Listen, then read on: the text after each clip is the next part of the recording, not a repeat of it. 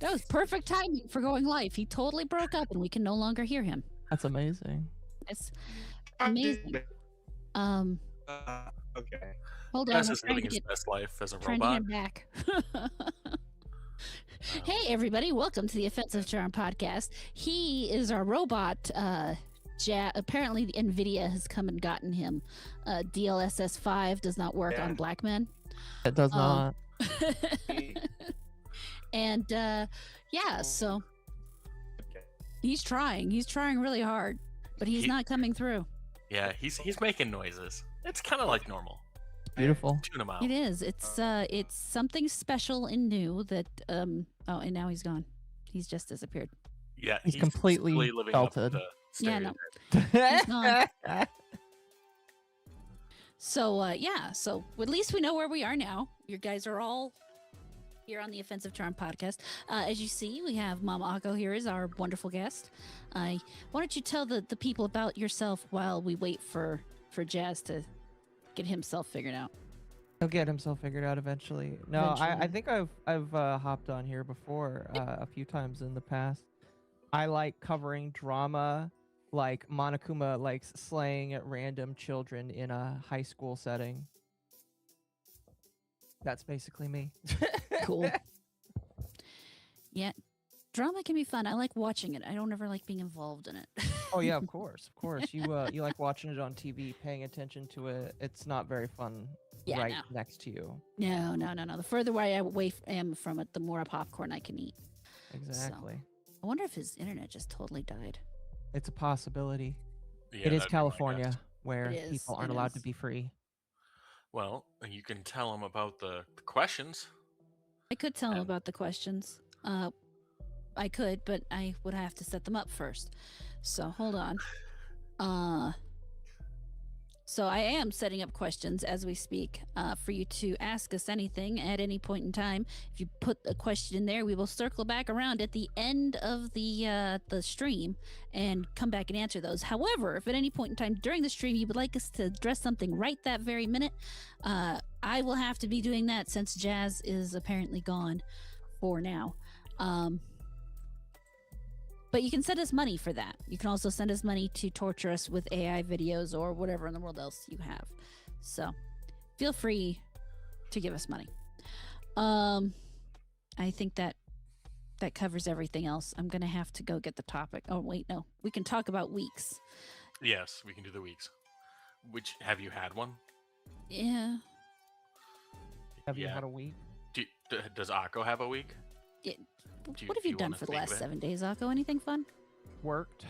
I worked, and then I've been talking about the downfall of right-leaning content creator communities, and I guess it's going to continue happening, quote-unquote happening, as we've seen today.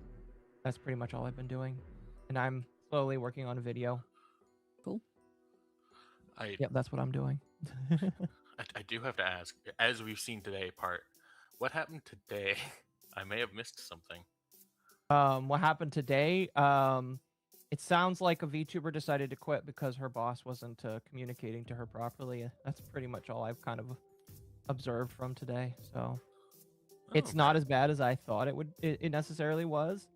After there was clarification, I was afraid of something else more crazy going on, but it appears to be that's not the case. Which is kind of unusual in the sphere. Usually it is some sort of weird or terrible occurrence. Just because it wasn't her case specifically doesn't mean there isn't it's happening somewhere. Going on. Sure. Yeah. Did you have a week, Bear? Did you do anything? I continued to play Slay the Spire 2. Oh. I'd like to say I did more than that. I did not. The game is a lot of fun. It also takes up a good deal of time. As long as you're not playing Marathon, I'd say that's a pretty good time, you know? Well, I don't think we have to worry about that. No one's playing Marathon. That's not entirely true. There's like 30 to 50,000 people that are playing it, but like, I'm being told that's not good numbers. Yeah, I know that's what the numbers say, but I feel like it's a bunch of people that just have the game up. They have like. Oh, you don't think people are actually playing it? They're just having it open despite the chuds? Yeah, because I've also heard that game, and it's not enough people to really be a self-sustaining game at this point, anyways. But I also heard like queue times for things, or like just getting into games is taking forever. So I kind of doubt the numbers are real. I guess we'll have to see.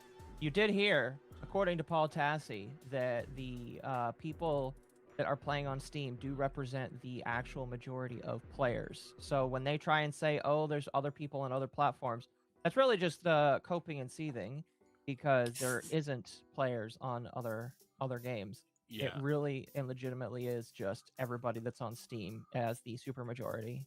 Oh my god.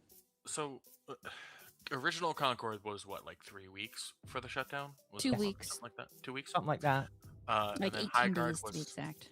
was High Guard 45 days, something like that. Something like that. Yeah. Yeah. It was about 45. I'm gonna give this one 90. I think that they've been making progressions. This is truly a Concord 3.0. It'll be about 90 days. I don't think it'll. I think it'll last longer than that. I think people are expecting that this game will do way worse than I think it will.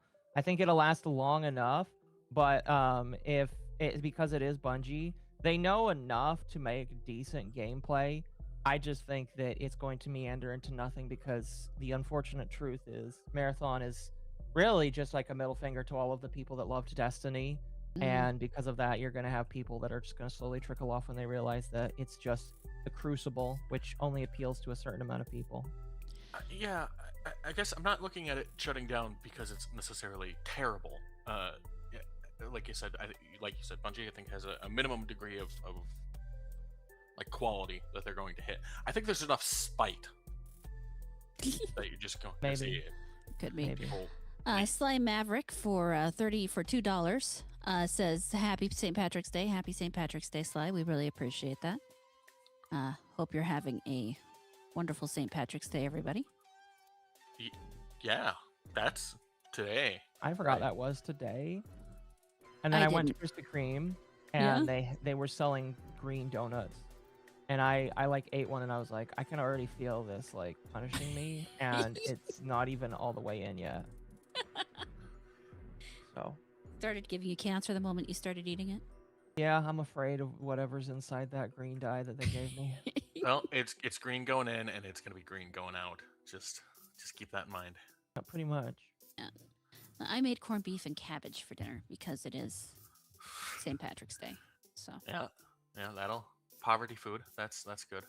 it's delicious. It is a lot of poverty food is. It really Like is. that's my main line of meals too. So I'm not making fun of you for it. It just is what it is. Yeah, I don't know what you talk about. Corned beef is amazing. I love corned beef. It's really funny because like a lot of food that's considered quote unquote poverty food is treated as a delicacy these days. So. I mean, it's funny how that works. The longer society goes on, the more we find the simple things to be luxuries, and the more complicated things to be something else. But yeah, so just Slay the Spire for you. So, yeah, some stuff in the background with some family, but nothing really to talk about on the podcast. So Okay. Hold on, go because for I'm it, trying Woman. to talk and emergency do Jazz's part too.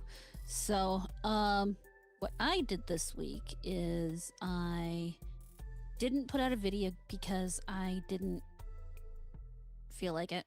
Saturday I made some strawberry applesauce, a strawberry apple pie, and an apple crisp. Oh, so you Because did I make had a pie.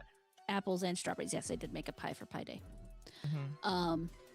So, and then I canned the strawberry applesauce, so that's all nice and sealed in jars.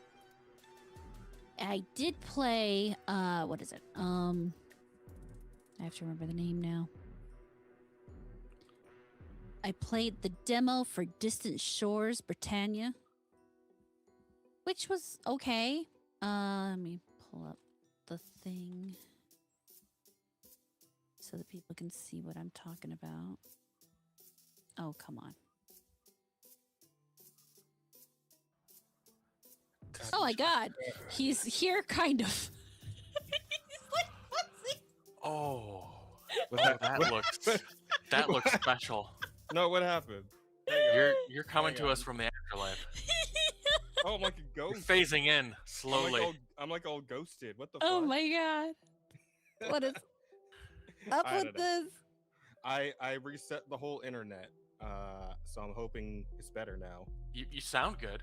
We can see you Okay. and we can hear you. I'm just okay, from the other side, I suppose. Yeah, you're just a little I apologize for this, everyone. I did not think we would be having issues like this today. I need to reset my router and router and modem more often. Clearly. Oh gosh, when was the last time you did that? You're supposed to do that like every other month. Well, I mean, honestly, the last time couldn't have been more than a month ago. I don't know, man. I think Spectrum just kind of sucks. I think that's what's really happening here. I I think mean, that's the that's main true. problem with Spectrum. Yeah. This was your monthly Unfortunately, one. it's the best provider in the area, which is tragic, to be honest. But that's where I'm at. So, What he means is it's the only provider in the area. beside like that and some fucking like dollar store like bullshit company you've never heard of, right? Kind of Striver or some generic sounding shit. I don't like. I looked at the list once back when I was like first moving in here, and it's like I haven't heard of any of these. There's like 5 other providers that I had never heard the names of before, and I'm like, fuck. I guess I'm stuck with Spectrum. That's the best I got, unfortunately. Well, on the plus side, I got you dialed in so we can see you clearly now, Awesome. I'm glad. I'm very can hear glad that I'm you. back. which is even Sorry. better. So what you guys were shitting on Marathon. I was listening Yeah, via we my did some phone of a that. little bit. We did So that. that's cool. Like I'm still just like on the whole thing where it's like these guys really said, okay, we're gonna pour millions and millions of dollars into funding. What's our play here?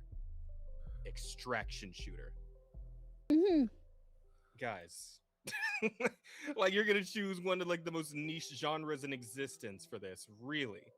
I mean, yes, I know arc raiders existed, it happened, but that is not a common thing. That was like, I don't know how many stars collided to make that shit happen, but arc raiders is like is a very special case, and there was no fucking way you were gonna be able to make something, especially with like, again, I think you guys mentioned a little bit the bad reputation Bungie has just overall, considering all the shit that happened with Destiny over the years. Hmm. It's just, yeah, they were really going for an uphill battle on that one, and then they just kind of shot themselves both kneecaps for some reason while trying to make it uphill. So it's probably not the best idea they could have gone for, really. I will say that extraction shooters, a lot of people don't forget sometimes that games are about a decade behind when things are actually interesting or popular. That's why everybody made Overwatch clones like 10 years after Overwatch actually came out. Mm-hmm. And extraction shooters are coming out now after people have decided that, like 10 years ago, that extraction shooters would be a good idea to come out. And so that's partially why. I mean, like, the thing that's really funny is these AAA companies chase after a high, and by the time that high gets even partially done, it's just like nobody gives a shit anymore. And that seems to be the case with Marathon, where it's just like, again, you're going to have a hardcore base of people that really loved Destiny, really loved the PvP, and that will play the game. But you're also just going to have a bunch of other people that'll come in, probably try it, and then walk away because it's an extraction shooter. And I'm being told worse than Tarkov. So that's hard. That's a bit terrifying thing to do. Oh, God, yeah. If they're saying Tarkov's got you beat, then you are so unbelievable. Oh, shut the servers down now. You're just wasting money day by day. But I mean, that's neither here nor there. Well, like, again, you guys, what was it? What was the bet? 9 months? I think I have I 90 think that's what I days. heard. Bear said 90 days. 90, oh, sorry, 90 Yeah, days. he said 90 days. I think it's going to last way longer than that. Again, I think it's going to like chug into obscurity. I think that it will probably stay around for a while until Sony realizes that it's making them no money, and then they might just snap it out of existence. And then I think that what they'll do is they'll scalp Bungie for all of its usefulness and then tear it apart. Yeah. Oh no. Yeah, I could see that. That sounds about right, to be honest. And it is unfortunate because from what I hear, from what I've heard, I've not touched the game myself because I just don't care. But what I've heard is that the game itself functionally is okay, right? Like the shooting and the running and the actual playing of the game itself is fine because again, it's Bungie and they know how to do this shit. They've been doing what's it called, Destiny for a good decade plus now. They've got the handle on actually making a functional shooting game. It's just actually getting people to give a shit. That was kind of the hard part, and obviously the aesthetic they decided to go with wasn't the strongest. It's very, very strange, very avant-garde. And, not a lot of people are going to go for that. And of course, all the controversies leading up to it with like the art theft and this, that, and the other, it didn't really help their case much either. So, and then of course, like I commented this on like the last episode, the 100th episode, if this whole thing with like the review embargo that they're asking the reviewers to do, which I think some reviewers actually are doing now, right? They're waiting until their big update thing they have planned. And it's like, that's some fucking nonsense. That's dog shit. If you're gonna full release the game, that means it's ready for review, or that means it should be ready for review. And if it's not, then you should get fucked by every reviewer out there when you release the game in full and it's not ready, so people can know that they shouldn't spend their fucking money on your, because this is a $40 game, right? Yeah, it's $40 to buy the game, and then you've and got skins that cost more than the game, or like a quarter of the game itself. Holy shit. Fucking goddamn it. And this is why people should know that their money isn't, or the game isn't worth their money. They should know that. Customers should be made aware immediately if you put out a product that is not worth the money that they're paying for it, especially in this fucking economy, right? Like, what are we doing here? This is dog shit. This is like the most anti-consumer shit ever. Fuck this. Fuck them. And I like you said, the game is probably going to die slowly. I hope it dies fast, right? I don't think it's going to die fast. I think some people are crossing their fingers a little too hard for that. Yeah, well, Maybe. all I'm saying is they deserve to die quickly, is what I'm saying. I honestly, I'm with you. Like the numbers are stable enough, and they're like, they kind of fluctuate, but right around that 30,000, 50,000 benchmark is like, yeah, I suppose that might be enough for them to justify keeping it open for a while. We'll have to see. It also kind of depends on where we're at in terms of just general corporate greed, right? Because like, I mean, like the whole thing with Oh my gosh. What happened to your microphone now? Went from his internet to his microphone. Next, his come camera's on. gonna. Next, his VTuber model's just gonna magically turn on. Apparently, Bungie didn't like what you were about to say, and God damn it! Just silenced you. Is it still? We can hear you again now. Okay, I don't know. All right, what was I even saying? I completely lost my train of thought. God damn. That was beautiful. Okay. Well, you're talking, and just all of a sudden, it was like you slowly faded out. yeah. Oh my God. Okay. But, well, you're a good example. That's the sort of spite that I was talking about. I think there's just going to be people that leave and hate it because it's Bungie having fucked people over. Bungie once again showing that they have no respect for the consumers. Oh no, I was talking about the Blizzard guy that came out recently and said that Jeff that whole Kaplan? thing. Yeah, the whole thing where it's like, like if you don't make such and such amount of money, which is probably in the several like 100 different million guy. or some shit. Who was that? I thought I put that in the docket, but I don't remember if I did. There's a guy, I think it was a Blizzard guy, right? Guy working at Blizzard. Oh, the guy saying don't shit on the game. No. This is a different guy. This other guy was talking about how like he was like the head of a project, I think at Blizzard. Was it? I know there was a guy named Niles. It was the guy who had some good stuff to say. Yeah, the guy that was one of the leads of Overwatch. He came out and basically said that people were being stupid about the game and you shouldn't form opinions off of something you haven't bought. Yeah, that's Jeff Kaplan. Yeah, No, he's retarded. Yes, he is. Yes, but that's not what I'm talking about. There's a different guy who used to work at either Blizzard or one of the bigger companies, was saying something about how they told him that the game that they were working on had to make such and such amount of money in like a year, and if it didn't, they would lay off 1,000 people, and that would be on his shoulders. Oh, that was another guy. Yeah. I'm vaguely familiar. Remember reading that, but I couldn't tell you who it was. But that's like the sort of like like this the higher up cynicism / like greed that I'm wondering. It's like, okay, Marathon's doing fine right now. It's just fine, and it's barely fine, right? But is that going to be enough for them to be like, okay, we'll let it live and we'll let them keep their jobs? That's what I'm wondering, like where we're at in that regard. Because as the game is now, it's not making the bajillions of dollars I'm sure that they were hoping it was going to make, and especially not making the money they invested in it, right? So I'm curious about that. Yeah, as Temp says, and as I found the thing in the docket, it was Jeff Kaplan. Oh, okay. Yes. Thank you. thank you. Yeah. Yeah, and that's that crazy shit. So I'm wondering as far as that goes, like how that's going to end up. But of course, that's all behind the scenes. We're not going to know until the fucking Sword of Damocles drops, right? So we'll have to wait and see. But We will. shit, did we already go through the weeks? We were on Rada's. I was starting Oh, to shit, talk go ahead. about mine. Sorry, Uh, go ahead, Rod. I was talking about the demo I played that I didn't put a video out on because I baked too much on Saturday, so I was too fucking tired, and I just decided I didn't care at that point. Fair enough. And that was the game? Distant Shores Britannia, and it's that I think the first time I saw anything about it was during the Video Game Awards. It's a kind of sci-fi, futuristic, post-apocalyptic parkour environmental puzzle game. Oh, I think I've seen this. Yeah. I saw like a So- Twitter clip of it. And it was okay. Hang on. Let me bring it up for you. For a Mm. game where movement is the entire point, Mhm. the movement felt a little floaty. I kind of Oh. wanted something that felt a little firmer, if you Mm. know what I mean. Like, Like a Mirror's Edge type deal.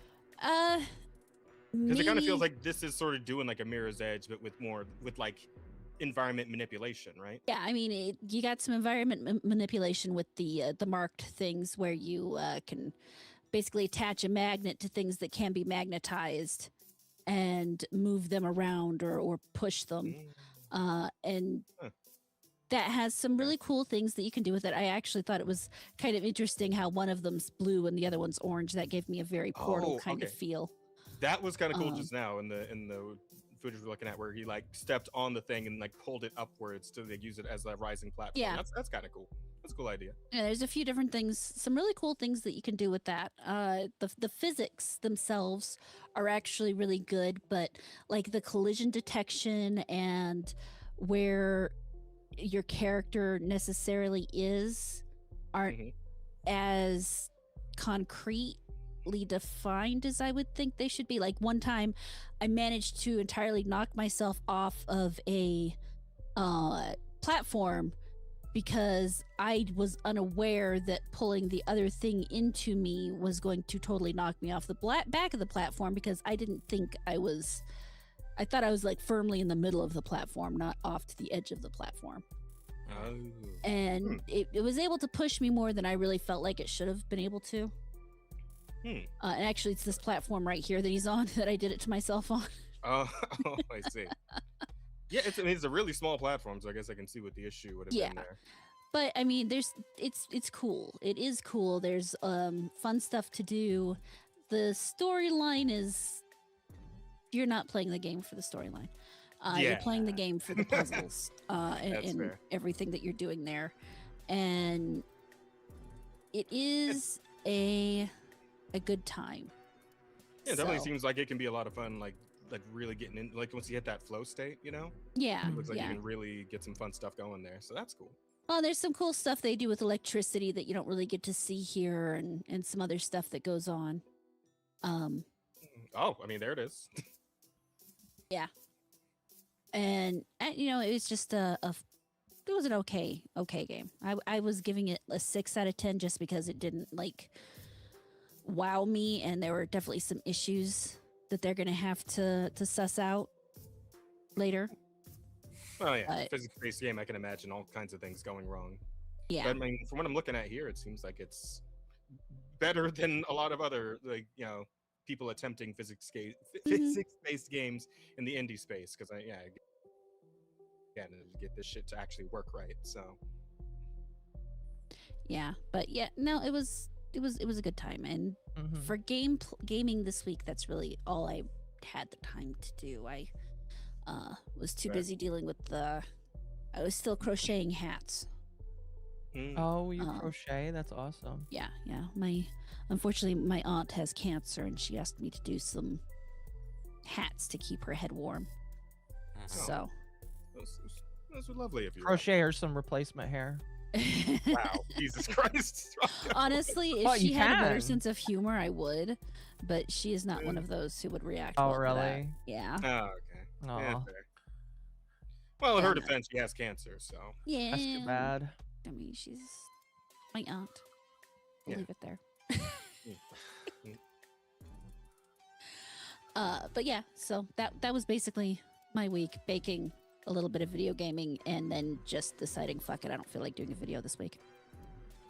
Cool. I- All right. I hate this, but Hmm? the whole knit her hair thing made me think of scalping a Raggedy Ann doll and just, you know, Oh no! Wow. Holy shit! Yeah, that would be hilarious. Yeah, yeah. All right. Now I kinda wanna Scalping do one of Raggedy those Ann, just that's because. that's the podcast title. you figure out how to make that one a podcast title. I'm not quite sure where. You already said it. Scalping Raggedy Ann. There we go. That's right there. You Okay. don't have to go much further. Exactly. Might actually get you canceled for racism. That would be hilarious. Wait. What? Isn't No. Raggedy Ann like a white doll? After everything we've said, that would be the thing. That's That's just the what gets scalping us. part. Just the scalping part. Yeah. Oh, right. Well, we did almost let him go mean- on as a Native American, so there's that. Yeah, I can No, I no, can no, no. change We the put the other filter ring back light to on purple again, so as- I can be red. And we... Yeah, and then it was fine. It's fine. There we Get go. some feathers. Listen, we can. You'll, you know. I mean, if it helps, I'm more Or- Cherokee than Elizabeth Warren is. So Either that or we get double banned because we Yeah. fucking do scalping and red face. So that's Exactly. Just get canceled for doing the red face there. That was amazing. No. It's two negatives to cancel out. That's what math taught me. yeah. Damn, Bear's got a point. I think this could work. Yeah. You We never can know until you monetize try, them. right? Yeah. It's like I said on D&D the other day. It's not about the finding. It's not about the finding out. It's about the fucking around. All right. That's what life's all about, man. Ugh. Well, the fucking around is definitely the fun part. Anyway, sorry, Rada. Was that it for your week? oh no, that's it. What did you do this week? Me? Oh, yeah, I can go. Wait, did anybody already go while I was? Yeah, gone? no, we got Yeah, everybody it's else you. while you were gone. Your turn. Oh shit. Okay. We're waiting on you. I'm sorry, my internet is a problem sometimes. Anyway, what did I do? Regale us. I did play a couple of demos. There was one called VA Proxy, which honestly I'm not going to say a whole lot about because that one is extremely undercooked. Like I don't know, it's like you play as like a robot, and it seems like it might be like a roguelite situation, but then there's like Dark Souls shit happening, and oh, hello. Yes, it's there. Oh, did we? Oh shit, hello. I suppose I Yo, could turn it Chaos just a little Smash, $2. Thank you so much. Always go full racism, never half bake it. bit. Exactly. I mean, technically speaking, Akko's doing blackface right now, so I mean. That's not how this works. Technically, I'm doing yippee face. Oh Thank right, you. yeah, you're using the Fugi. Goddamn, fair enough. I am you got me doing there. yippee face. Very big difference. Okay, damn, you got me. But thank you for the $2, much appreciated, friend. We'll keep being as racist as we've ever been. Don't you worry. But anyway, what was I saying? Yeah, so VA Proxy. The game doesn't really like explain anything once it starts. Like it doesn't tell you where to go. It doesn't really even point you in the right direction. It doesn't like tell you how to fight or move or like there's no like I know there's an issue lately with games kind of over explaining shit, like doing too much with tutorials, right? Where they'll explain every little tiny fucking thing. But this game just explains nothing at all ever. And I'm like, the way that you guys have set up this map, it's like this weird fucking underground like warehouse / trash dump place. I'm not sure how to figure out where to go. I figured out where to go by accident, right? Like I just found a big hole and I'm like, that looks like a death pit. Do I jump in it? And I did. And I somehow managed to get to the next part of the game where like a weird trash bot found me and like healed me. I'm like, okay, sure, I guess. And then I jumped out of the hole and there was like a weird wall like over there. And it's like, I figured out I could climb the wall, but like nothing actually explained that to like, it was so bizarre trying to play this demo because it just like, I didn't know what I was doing at any point in it. But the actual like combat of it, because I did find some enemies to fight, and it's like the combat of it was fine. I guess it was a bit stiff, but other than that, it was okay. I don't know. It just seems very undercooked. Needs more time in the oven. The other one though I checked out was a game called Altered Alma, and this one's definitely a little more put together, better put together. It's like a what do you call them? It's the fucking Metroidvanias. Yeah, it's a Metroidvania. It's got some pretty nice sprite work. It's also got some really nice character art. The thing that bugs me about this is that I know I have seen this artist's work somewhere else before, like on Twitter or something. I just can't place it. But like, I don't know. Have you guys seen this art before? Like, look at this character. Have you seen this art style before? It's bugging the shit out of me because I feel like I've definitely seen this somewhere. I've just seen that combination of colors and it bothers me. I can't say that I have. I get to, since you keep saying it like that, I just get the feeling you're gonna find out it's like a porn artist, Might be. Could possibly be. and that's why. Is it Zone? It is not. It's definitely not Zone. No, I feel like I've seen their work on like a different game that was being advertised on Twitter a while back. I don't know. Oh, Hard to say. But yeah, perfectly serviceable Metroidvania type game, pretty solid. It's got like parry mechanics, it's got a little dodge slide you can do. And then a little later into the game you also pick up a blink dagger. Is what I would call this. It's like you throw it and then you can go to where the dagger is. And you can do this pretty much unlimitedly. Like when you're in midair, you don't like, because you would think it would be one of those things like, oh, you jump, you can use it once, and then you fall, right? Just to keep you from, cheesing all the platforming. But it actually just lets you use it an unlimited number of times. So I imagine it's going to be like platform challenges in the vein of, oh fuck, what's that game with that like wrestler guy where it's like a crazy ass platform? I have it. I own that fucking game. What's the game I'm thinking of? Hang on, going through my Steam list here. Oh, what's it called? Fuck me. Oh, Guacamelee. That was the one I'm thinking of. Yeah, where I imagine it's gonna it's gonna be like Guacamelee like type crazy platforming shit later on in the game, because it gives you such a like unlimited form of like platforming. I mean, there are some walls that you can't attach the knife to, like these like kind of brighter colored walls right here. They have little handles on them that you can latch onto, but the knife doesn't work on them. So maybe some shit like that. I don't know. And of course, there's like sections where there's spikes on the ceilings or the walls. So you got to avoid those, all that type of shit. But yeah, game feels really good. The art's really nice, and overall pretty solid, I would say. Might have to grab it when it actually fully comes out, or if it is already fully out, which it might be. No. Okay. Yeah. No. Yeah. Okay. Yeah. They're still in development. So, but there's a free. Pardon me. There's a free demo that you guys can try if you're interested. If you're looking at it as I'm speaking about it, and you trust my opinion of it, then maybe check out that free demo, see how you feel. But yeah, pretty solid overall, I would say. I also watched an anime, though there's really not a whole lot to say about it. It's one of those like overpowered isekai things. It's called Chillin' in Another World. And it's the fairly standard setup. A guy goes to another world. They think he's worthless because his stats are nothing, but then he levels up once and all of his stats become infinite. And he beats up this fucking demon wolf lady, and then she pledges herself to him, becomes his wife, etc. and so on. And he decides, aside from all this crazy godlike power he's got, he just wants to run a fucking farm and live in a house and just do his own thing. So it's one of those. And it was fun enough. Art was decent, and yeah, it was okay. I don't know what else to say about it. Like, again, it's one of those fucking run-of-the-mill isekai stories. So you probably watched a few dozen of them yourself at this point. Chat/panel. So yeah, nothing else to say about that. And that's pretty much it for me. I mean, I also properly started Monster Hunter Stories 3 today. Game's great, pretty solid. Already had some fun twists and turns in the story that I managed to do today during my little 4-hour session. So that's good. I also ran into a Brachydios, though I am not anywhere near ready to fight it. That thing would annihilate me. So I'm gonna have to. This sounds like a fun way to say dinosaur. Brachydios? Oh yeah, it's a dinosaur with punch gloves that are covered in explosive goo. Nice. Yeah. Also, it has a pompadour, just kind of like built into its skull. So interesting. Which is also covered in explosive goo. Yes. But yeah, fun stuff. I don't know if you guys are. I don't know how familiar you guys are with Monster Hunter, but it's a great series. I'd give it No. a try if you haven't already.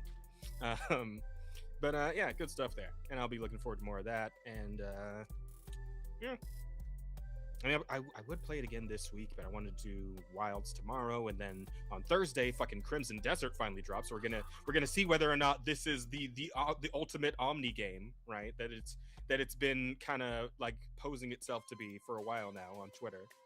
So no I really hope. Bloodborne this week? No, we do Bloodborne because okay. Tomorrow's the game Wednesday. comes out. Yeah, the game comes out on Thursday. So my plan was to do Crimson Desert for like the first half of the day, and then we'll do Bloodborne in the evening. Okay, Oh. okay. Assuming it Ah. drops early in the day. I don't know if it's gonna be like because it says it drops on the 19th, which is Thursday, but I don't know if it's gonna be like a midday release or That's morning usually a release, or midnight whatever thing, the fuck. but- It says a day and 20 hours. Yeah. So it'll probably be available by the time I'm ready to play it in the afternoon. But yeah, pretty much it for me as far as my week is concerned. I don't think there's anything else. Unless I'm forgetting. Oh, I made my cream cheese brownies again, and they turned out fucking phenomenal. So good Yeah, I stuff there. love Did cream some cheese did, brownies. did some baking my own. I'll send you the recipe, Rada, so you can make some of Yes. your own. Yes, Mhm. do that. Absolutely. No problem. Yeah, that's all I got. So with that, I suppose we can get into the news because that's everybody, right? Yeah. All right. Awesome. Mhm. Yo, Akko, Hmm. what the fuck with the Kershey stuff? What's happening there? Kershey? Kershey? Kirsch. Kersh. No, Kirsch. That- yeah. Kirsch, like the Ketchup. the cherry alcohol, the German The cherry ketchup. alcohol. It's just ketchup. I'm gonna be honest with you. Is that what that means? Is it No. like a, No. Kirsch is like a name for cherry. oh, It's German. okay. Gotcha. I'm just saying that because she likes ketchup. Yes, I don't I watch like ketchup YouTubers, too, but I know that so- about her. So so do I. Ketchup's pretty good on a lot of things. So can't blame her Ketchup for is that. only for French fries. But anyway, I guess Mythic doesn't like ketchup because Kirsch said that she's leaving. So that's probably. I would assume that's probably why.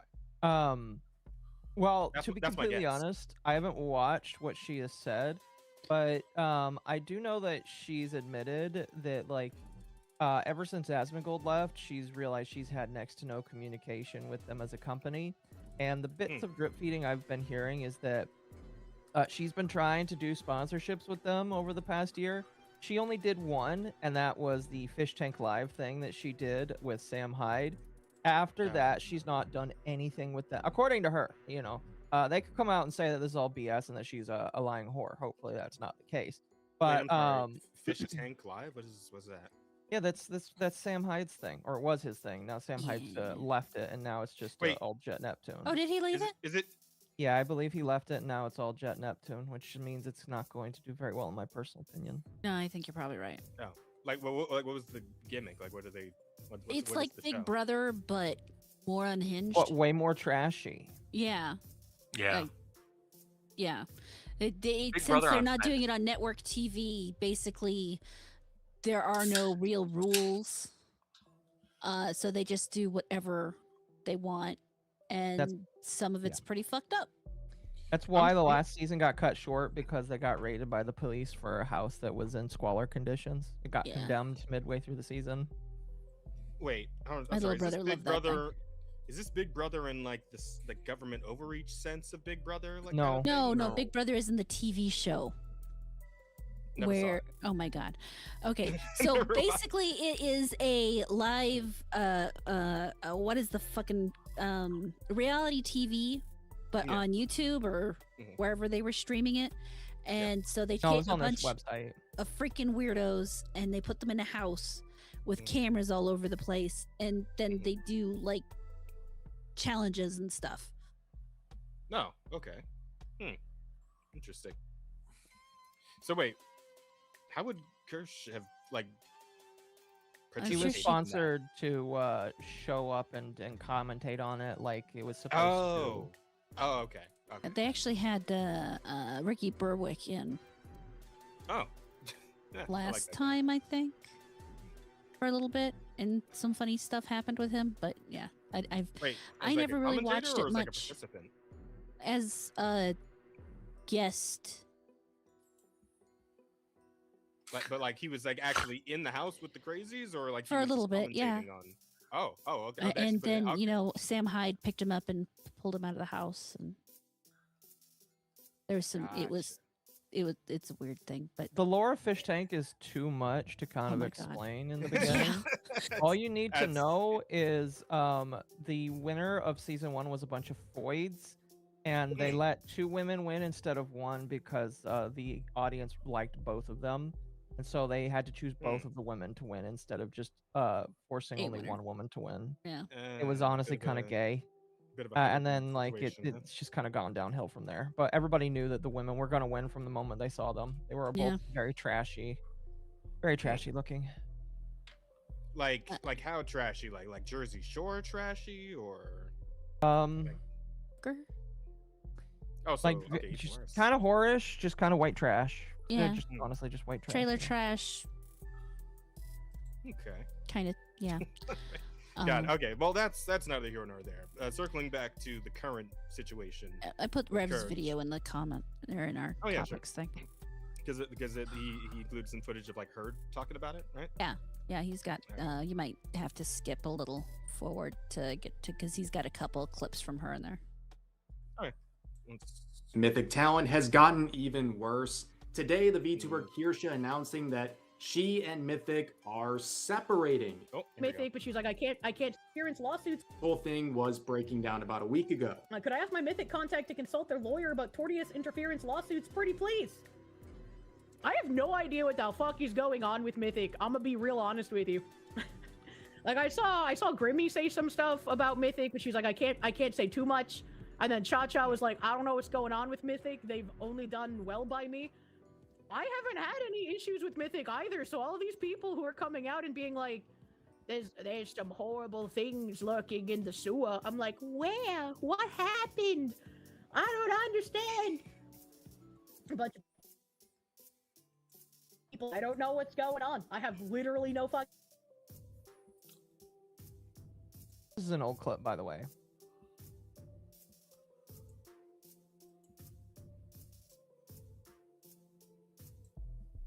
Uh-oh.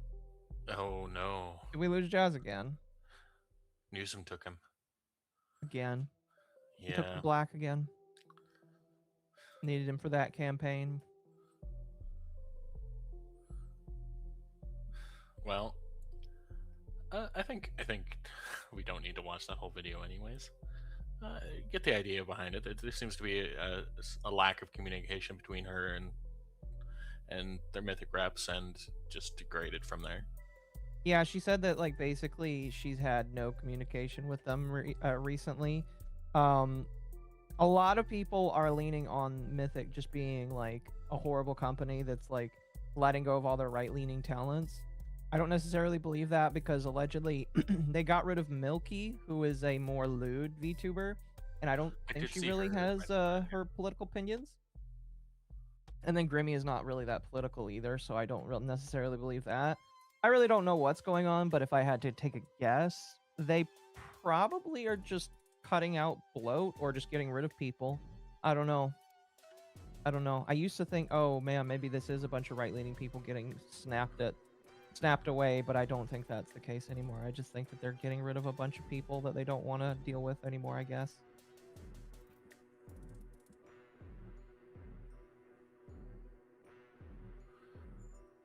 It's interesting, but companies like that, I don't know. I'm not a fan of them. I think they're silly. I get the idea of it's nice to have that sort of people that'll go out there and do stuff on your behalf, but it's good for IP protection. They've claimed that like they helped out with IP protection and assisting creators and making sure that they get deals. But overall, Mythic is really just a, hey, are you a big content creator? Well, if you want us to help you with our insider connections to get you more deals, we can do that for you. They also, I believe, help out with merch deals because Legal Mindset told me they helped out with his merch deal. And then they can also help out with IP protection.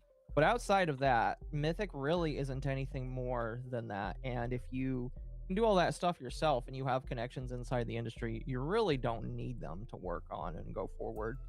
And I think the big problem is a lot of people put a lot of stock in them as like this big agency to be a part of. I really don't think it is that big of an agency to be part of, personally. No, it kind of reminds me. It's maybe not an appropriate connection, but it's kind of always reminded me of like Machinima from back in the day. If you're familiar with that, where it's just one of those companies that exists to kind of be overhead to kind of just drain money out of creators when they could be doing stuff themselves. But like I said, I get it. I get the being able to voice some of that shit off to someone else and the sort of. Welcome back again. Hello. Yeah. Rod, I can't hear you, by the way. I just noticed that. I hate That's it too here. funny. That's my fault. Were you talking, and did I interrupt you when you were talking?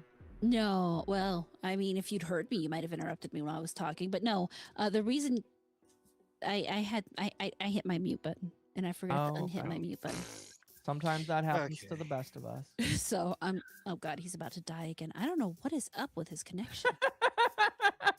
I just Well, I feel figured bad you're being- laughing, but there's nothing he can do about it. No, Holy it really shit. isn't, because I'm just sitting here and I'm looking at our back end and I can see the little bars that pop up and they are bright fucking red. Yeah, I don't know. It's just for whatever the hell reason, my internet's just absolutely bad. Oh. And I'd Oh, blame that's me, bad. but I'm fine with everybody else. It's just you. Maybe we could take some of the bandwidth off, and instead of streaming your cam, maybe put up like a static image, do an Asta.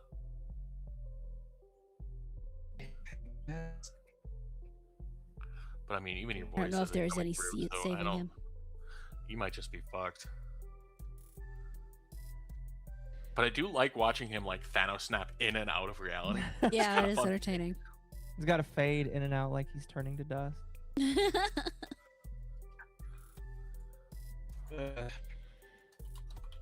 It's been I need- Oh yeah, no, totally, man. We gone. understand that 100%. We He's just I gone. can't really say if I agree or disagree, but those are definitely all words.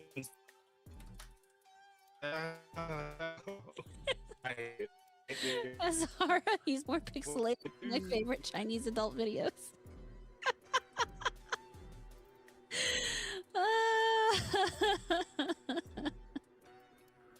He's auditioning for the next Skrillex song. Apparently. Embrace the PNG tuber. He's gonna have to. Gonna have to embrace something.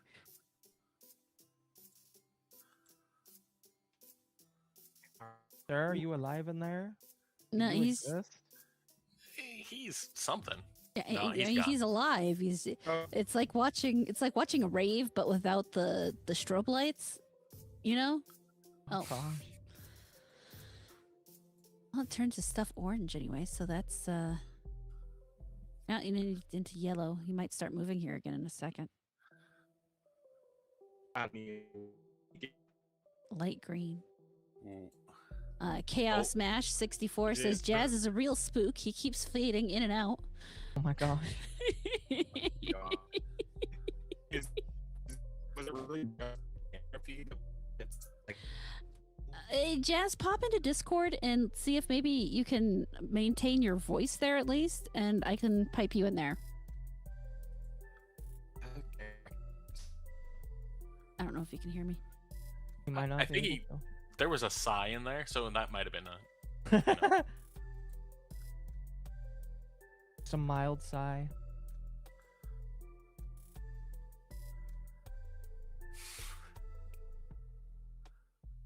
He's gone again. He is. Oh no, he's gonna. You're right. Azahara, I should have thought that through a little more, shouldn't I have? So, well, I mean, it's even more like his Chinese videos then.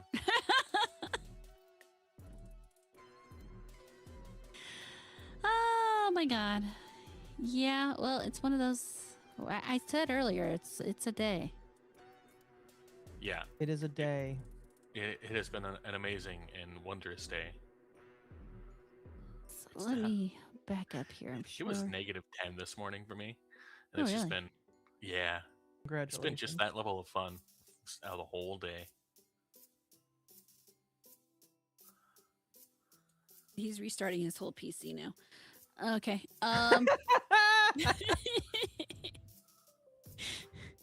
Get to know my racy jokes are embraced here. Dude, you not hung out here very much, obviously. Welcome. We say worse things. Normally with Jazz here. He is the blackboard which many of our ideas bounce off of.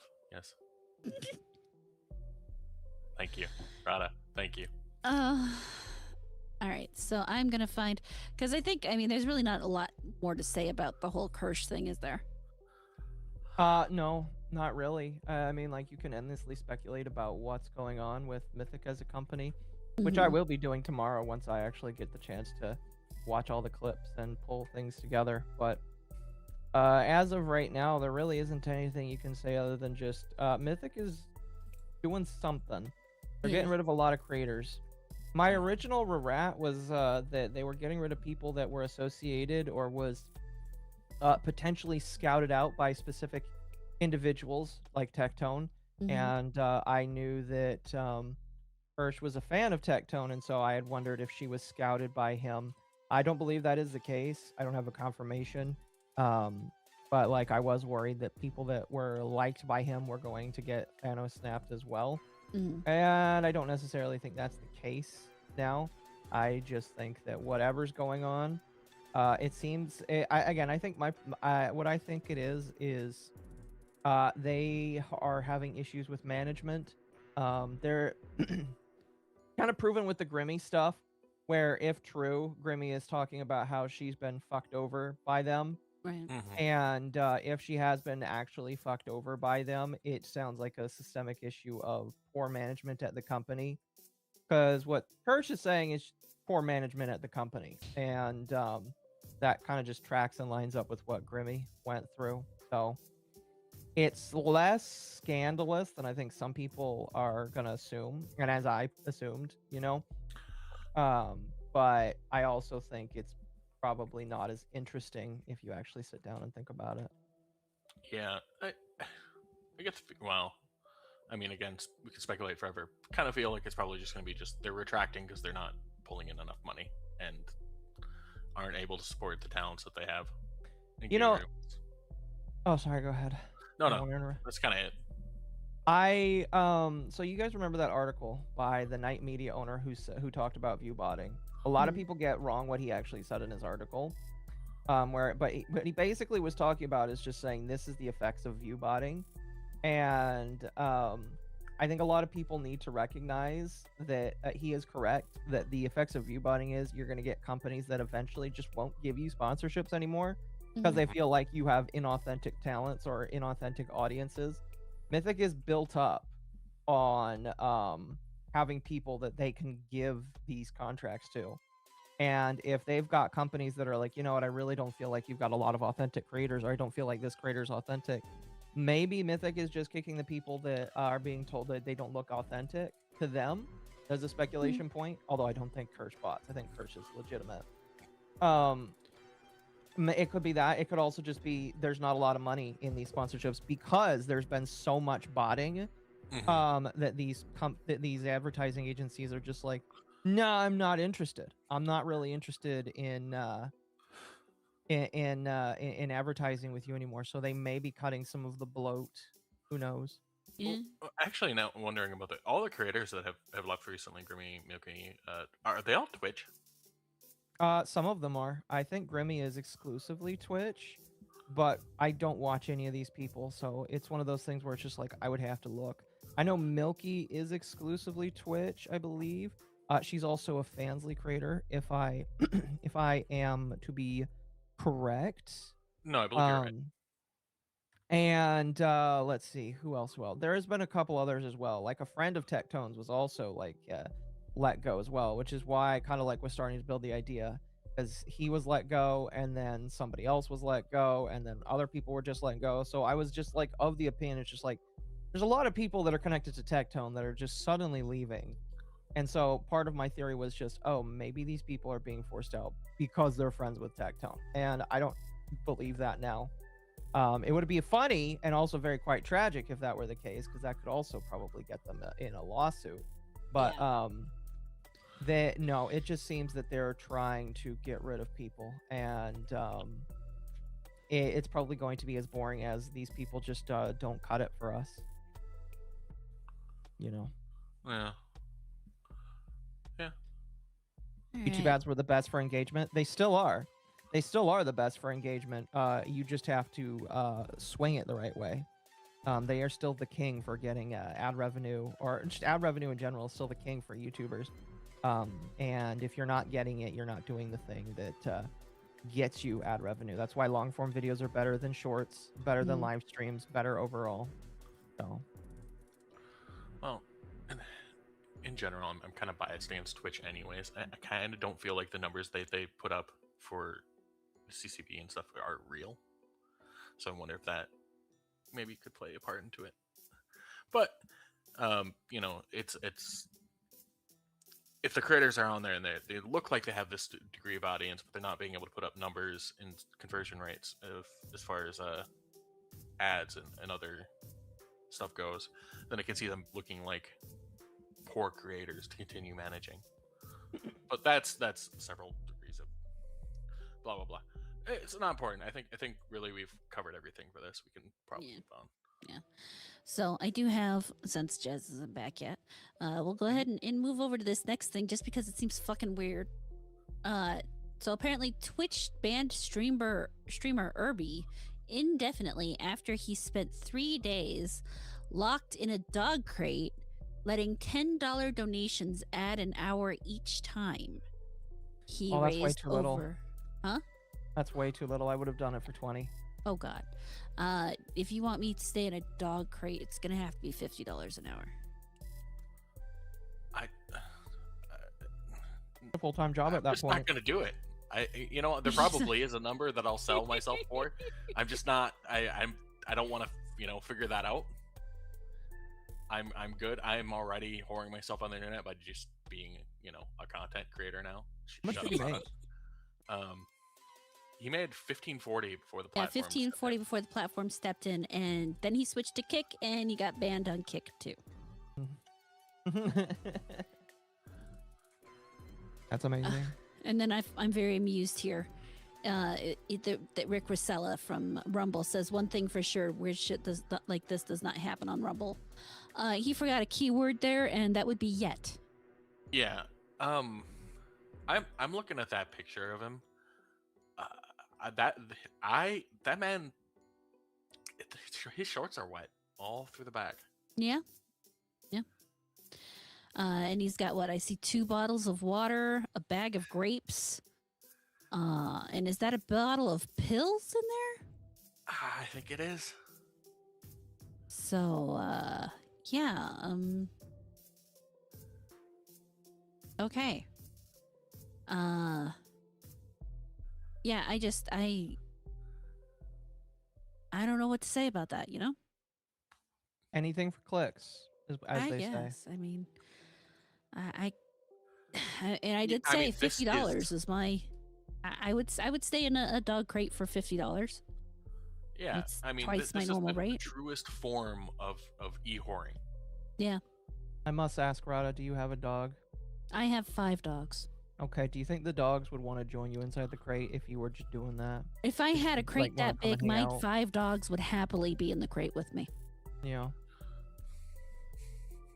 As a matter of fact, if I was doing this and I was inside the crate and they were outside the crate, they would be outside the crate trying to figure out how to get in the crate. Yeah, 'Cause they definitely would. I sit downstairs, and if I'm in my chair, they're on top of me. So if I'm on the floor, they want to be on top of me. It's the fun thing about little dogs. $150, the dog gets to come in for 5 minutes. You'll make a lot of money. I would. Granted, the dog, it would be nothing but wholesome chungus come in, the dog gets pet and pats, and then maybe a treat, and then you kick the dog out. Just boot Yeah. the dog out and say, all right, another 150, and he can come back in. 250. We let 2 dogs in. Exactly. I don't know. I don't think I'm tuning in to any white women getting in a kennel with their dogs. So, You're not, but that doesn't mean No. other people aren't. yeah. Well, that doesn't say anything good for anybody. I didn't say that you would do anything weird with the dog. What the No, fuck? just do the normal I didn't things I say do with the dog. Is pet the dog, cuddle with the dog. Play catch inside the kennel. See, at this If- point, you have to decide how big the kennel is so that you can fit both of you in there. Oh, these are small dogs. If I had this guy's kennel, which is obviously either he is a very small person or that is one of the larger dog kennels, it's kind of 50-50 on that. I could fit myself and all 5 of my dogs in that kennel Yeah. because, I mean, my biggest dog is 20 pounds.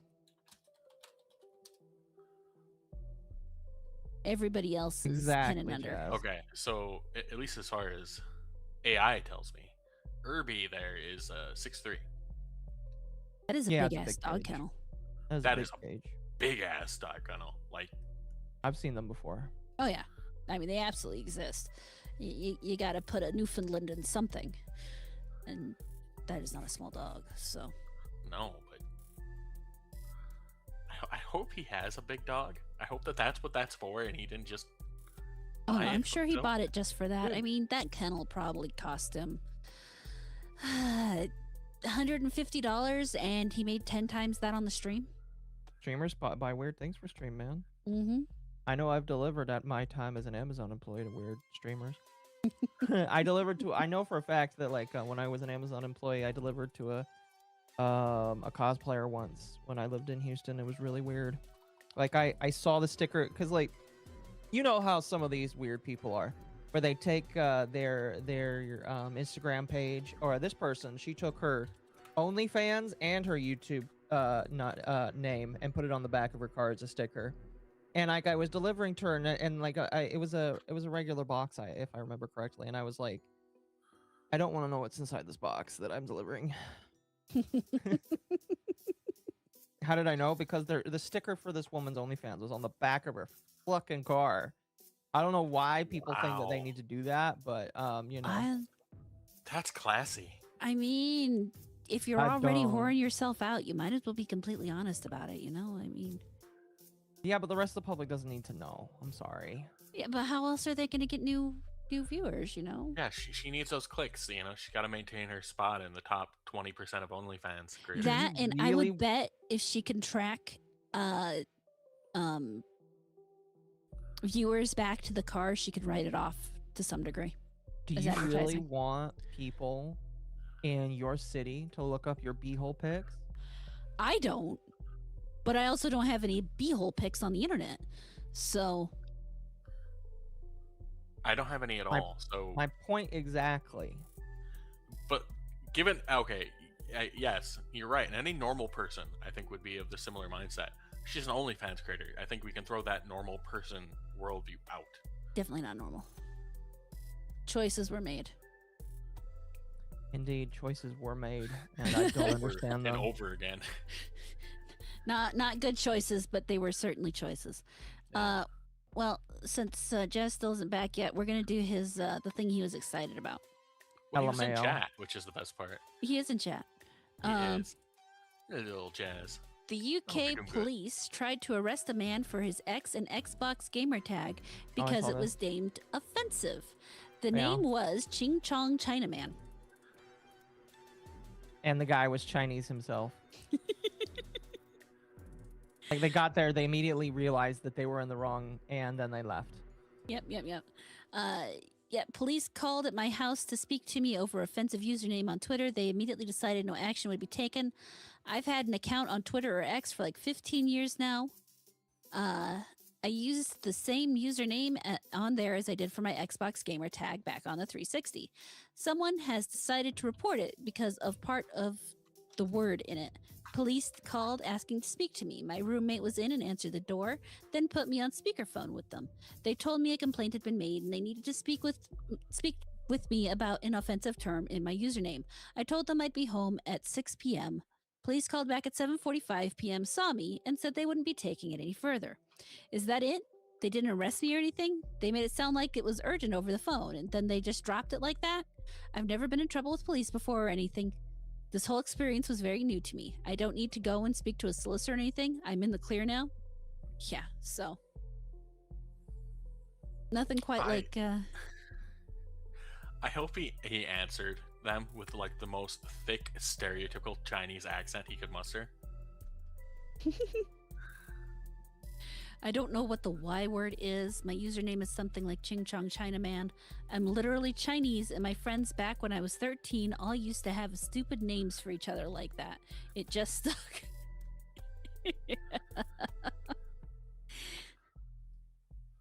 It just stuck. That's amazing. Yeah, so...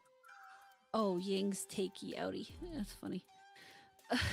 We got something wrong. Exactly, Holy it is fuck. something wrong, very, very much so. Yeah. Yeah, there are just so many of those sorts of names. It's good that at least nothing happened to him, but I Yeah. think it's sign of a bigger problem, which is that the UK is kind of fucking insane. We gotta burn it to the ground. Burn the entire system to the ground over there. I think that's one of those problems that's going to solve itself. Like it's definitely going to light itself on fire. It I don't is. think there's going to be anything good left in the ashes. Yeah, just let them burn themselves to the ground. It's okay. They're Brit bongs. We don't care about Brit bongs. We haven't had to care about them since 1776, so time to Yeah. keep it that way. We just Absolutely. need to Fuck 'em. quarantine that island. Yep. I Pretty mean, much. it is pretty quarantined. It's an island. Yeah.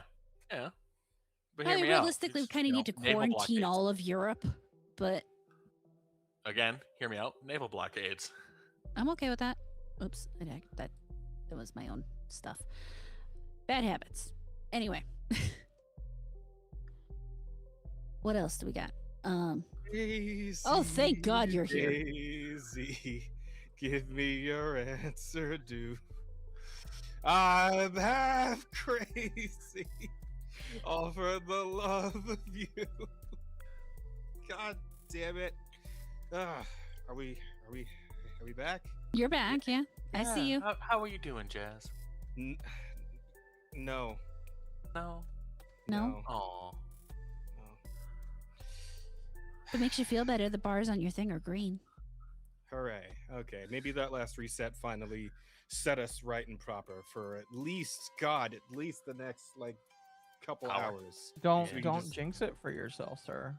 Oh, it's already too late. Quick, knock on wood. Uh, You gotta pray to the tech gods. oh, they never help us. What do you mean? They forsook us a long time ago, Akko. That's because you You know didn't this. pray. You didn't Yeah, do you the don't pray. rights. Did you light the Those incense? those sins were laid before I became a content my creator. I'll goodness. have you know. You didn't do the rights and the prayers, and they're gonna fuck you. Well, hey, at least Chad will give us money. Chaos Mesh, Sum Ting Wong, we too low, holy fuck, bang ding ow.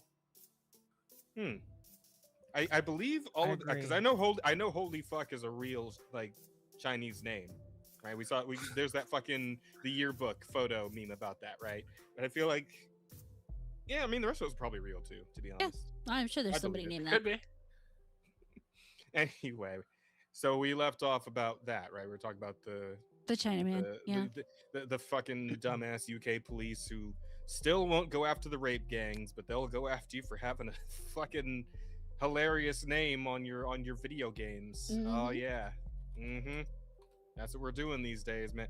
It is wacky. To see in real time just how fucked the UK is becoming, day after day after day, week after week. It's a new horrible Islam related thing, and then or weird hyper internet police related thing, where it's it's either tweets or a username or whatever the fuck. I mean, the thought policing has been rampant over there, and it's nutty to just see it happening. And the fact that the English people themselves haven't just burned down the whole place by now is Mhm. crazy to me. You just gotta let it happen, man. Eventually, Listen, Germany has figured out that they need to do something, so they're closing their immigration soon. That's good. And Japan figured this out so too, right? They Well, fucking banned Islam in Japan. Japan just is straight up, bend so- based. That's not a change. That is just Yeah. a continuation of what Japan has already been doing. But no, Mhm. Germany is like closing their borders and they're kicking out immigrants. I feel like if we leave Germany alone for too long, they'll regress back to 1950s era. Although maybe that's Man. what they need for their country. Who knows? Maybe they need to go back to World War II.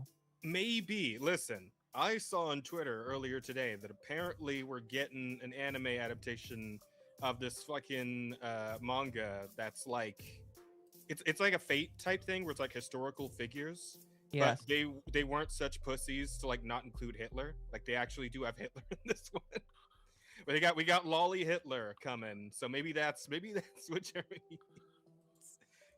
It's We need it. We need Lolly Hitler. It'll inspire the we- masses.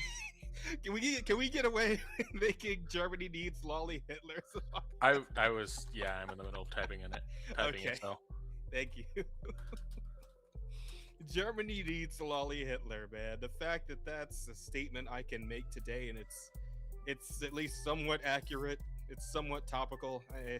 It's a hell of a time we live in, guys. I don't know if you guys Just- know this, but Just say that Greta Thunberg is the Lolly Hitler. oh, She's apparently she's asking for oil now. She's like grifting for oil now. yeah, I did. Or she was like starting some shit with Trump, right? Yeah. I thought I saw something about that.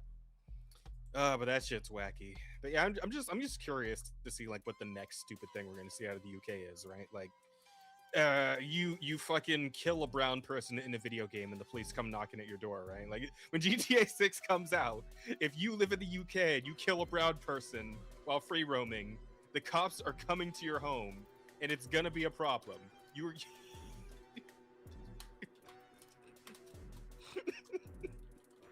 all right. I got one title for that. That's pretty good. Holy shit.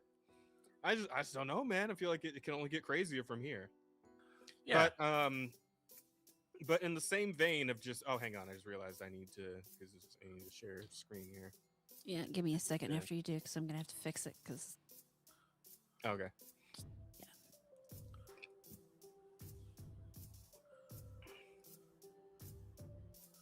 all right, you're good to go. In Taiwan have taken the game so seriously that they've ended up in court. For the uninitiated, Beyblade Hang on a second. Like the pause button wasn't working for some reason. There we go.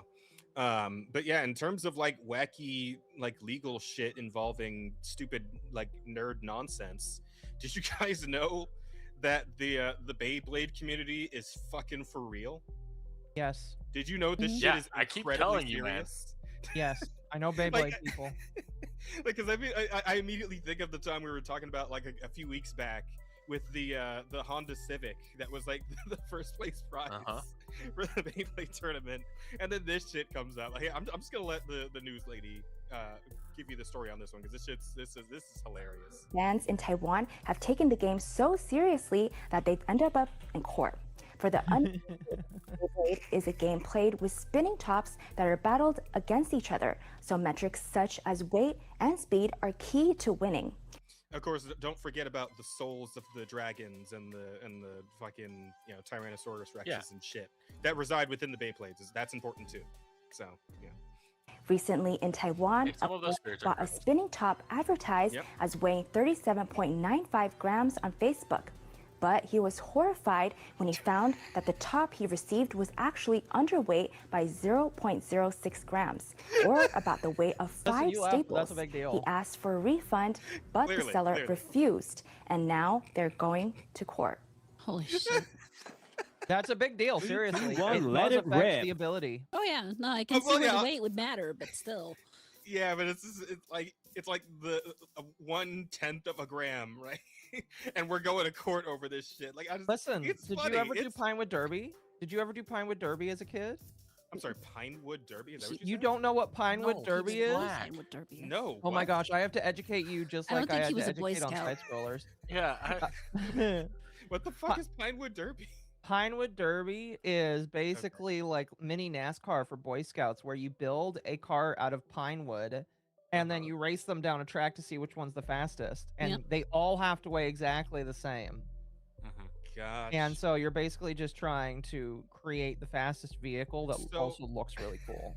They have a weigh-in for fucking like wood cart. Yes. They take this Weigh-in for wood cart. That's So I that's used the to title. work at Fair, do it. a Boy Scout at the Boy Scouts here, and sorry. I'm sorry, it's not called the Boy Scouts anymore. it was called the Man. Boy Scouts when I worked there. So who the fuck It's cares? just called the Scouts of America now, Yeah, I fuck believe. that. I do not believe in that I think they're bullshit. going They can back. fuck right off for that. There are Boy Scouts and there are Girl Scouts, and if you have a problem with how your troop is ran, that's Well, because there's you're not a still Girl fucking Scouts. involved There's no parents and you problem need to fuck off. Anyway. There's also the Varsity Scouts. Oh dear lord. Anyway, so they have an entire section of just stuff for Pinewood Derby. I mean, and that includes little weights. So how you distribute that weight in your car matters too. So it has to weigh so much, and they get really freaking uptight about it. That's great. That is fun. I appreciate that that's a thing that exists. I also appreciate that this is a thing that exists because as long as Beyblade can keep me entertained, like I thought my Beyblade entertainment was over when I turned like 15. Right, that's the time when I took the Beyblades and we sent them off to Goodwill because I was kind of done. Right, I thought I was done being no. entertained by the spinning tops. Little did I know that here in my 30s, the shit would be making a comeback. It's like I trading mean- cards, man. Listen, it's really funny because I've been dogging on the quartering for like buying and wasting his money trying to get really high tier trading cards from the new Pokemon series so that he can sell them for pennies. Seriously, is that what he's doing? Yes, he's started his unsleeved media card game channel again. Oh my God. And I've been laughing at him, but I decided, you know what?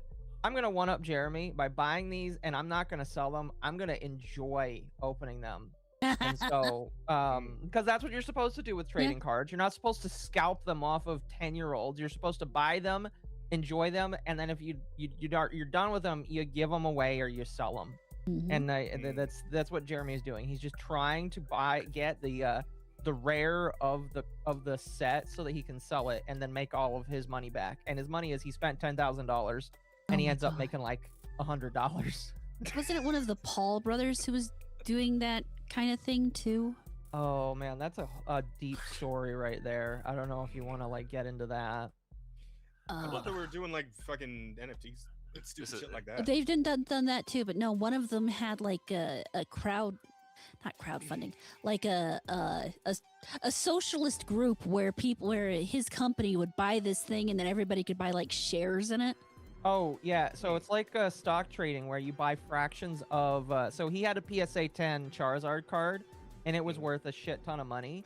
And what he decided to do is he put this up on this like fractional stock marketplace, basically, where you can buy fractions of this card that's worth X amount of money. And he told people you would own stake in this if you bought it. And so there are people that put hundreds of thousands of dollars into owning bits and pieces of this card. And then what he did is he took the card off of the place. He didn't refund anybody their money, and then he sold it for like $1 million. Yeah. And none of these people got that money. Ow.